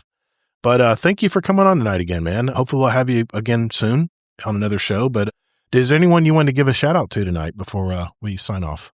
I mean, my regular crews at Ping, his brother, shout out to them. They're always down to play Destiny when we want to, just run a dungeon for fun because we don't have enough for a raid. So dungeons it is for us. Oh, man. But, and I mean, and there's the community in general, because I mean, without a lot of the people here, we wouldn't have this, great show that you guys put on for us. Man. And then, it's always fun to come on and give you guys hell sometimes. But, for the most part, I'm just happy to be a part of the community. And even though I don't interact with everybody like I would if I saw people in real life, but I'm mostly just I'm a social lurker. So I got you. Cool. It's every once in a while we have good topics in some of the other channels in the Discord and the feedback channel is always fun to see what other people think of the show. Shout out to my fire team. Shout out to the Guardian Roundtable crew as a whole. Thanks, man. Appreciate you. Really do. Z0mbiePops, good to have you back again, man. Yeah. Busy as hell, I'm sure, because of the summer. I'm sure the rains aren't helping things either. But anybody you want to give a shout out to tonight? I always like to shout out the Wednesday night raid team that I typically raid with. Those guys are keeping Destiny going. And obviously the Saturday night raid team as well. It's like you said, it's a highlight of the week. Just, I mean, even we did the Sparrow racing and stuff the other night. It's good stuff. Good fun. That's what that was allocated. That's what keeps that's what keeps the games alive though, Yeah. Just good times with good people. And Kilvin, shout out to Kilvin. We missed him on this last Wednesday night. Yeah. Shout out by the way. Back. He'll be on the show next week. Yep. He is our new guest. Yeah. Yeah. So if he doesn't shout me out, then there's gonna be a problem. yeah. might be making him feel. West Side Story does not. Him and his thick Titan. But other than that, no, everybody in the GDC or GDR. Yeah, GDR now. It's good. Yeah. Good people. Yeah, man, I agree. Keep the community going, Heck yeah, man. Thanks, Z0mbiePops. Appreciate it. Mr. Kingsley Mack, any shout outs before we go tonight, man? Yeah, don't let Destiny ruin you. No. Number one. PSA. Yeah, this time I do want to also focus it on the community. I was thinking this even kind of before some things Zombie was saying and stuff, but in the Discord, continue to just talk about random things. A lot of times people, and there's nothing wrong with this too, but a lot of times people will be like, good morning, all this stuff, but it's just kind of like small talk, right? But I challenge people, and I'll try to do this myself too, just talk about something random that'll get a discussion going. Ask a question, anything like that. A lot of people will love to write stuff back. So just a fun little challenge to keep the community active. Yeah. I always shout out everyone in the chat, in the live chat, because I realize it's not easy to show up for a show live. And I value everyone that comes in, even just to say hi and take off, because they can't stick for the whole thing. But I'm actually going to shout out Allocate tonight. She's been a really good friend. She takes all my shit on Saturday nights and she doesn't say anything. And I even dissed her, I guess, on the raid race. Apparently, I don't know how, but apparently I dissed her on the raid race when I was with Mr. Fudd, And it's all love. I don't mean to, I mean, I'll give you with Gen X, and she understands this. With Gen X, we razz our friends. That's kind of our way of saying, hey, you're cool. We kind of make fun of our friends or razz them a little bit. Is what we say. That's just kind of the way people do things. And anyway, I want to give a shout out. We only do that. No one else does, huh? No one else does. Just me. Yep. You got to understand. But no, I mean, shout out to Allocate. She took over and has really been taking over the clan side of things in the Discord. And we're going to be making some changes in the Discord soon. We're kind of rebranding a little bit. It's in the works right now. We're talking with our moderators. We're trying to see what everybody wants in our Discord community, and we're going to start shaping things soon. Little by little, I've been taking channels away because we're just not getting used.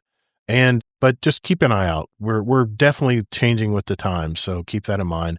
But yeah, shout out to our community, man. They kick ass. So listen, whether in life or in your game, get your reps in. Later, Guardians. And then get to God mode like me. Oh. And then don't push your childhood trauma off as Destiny ruining you for video games. The end.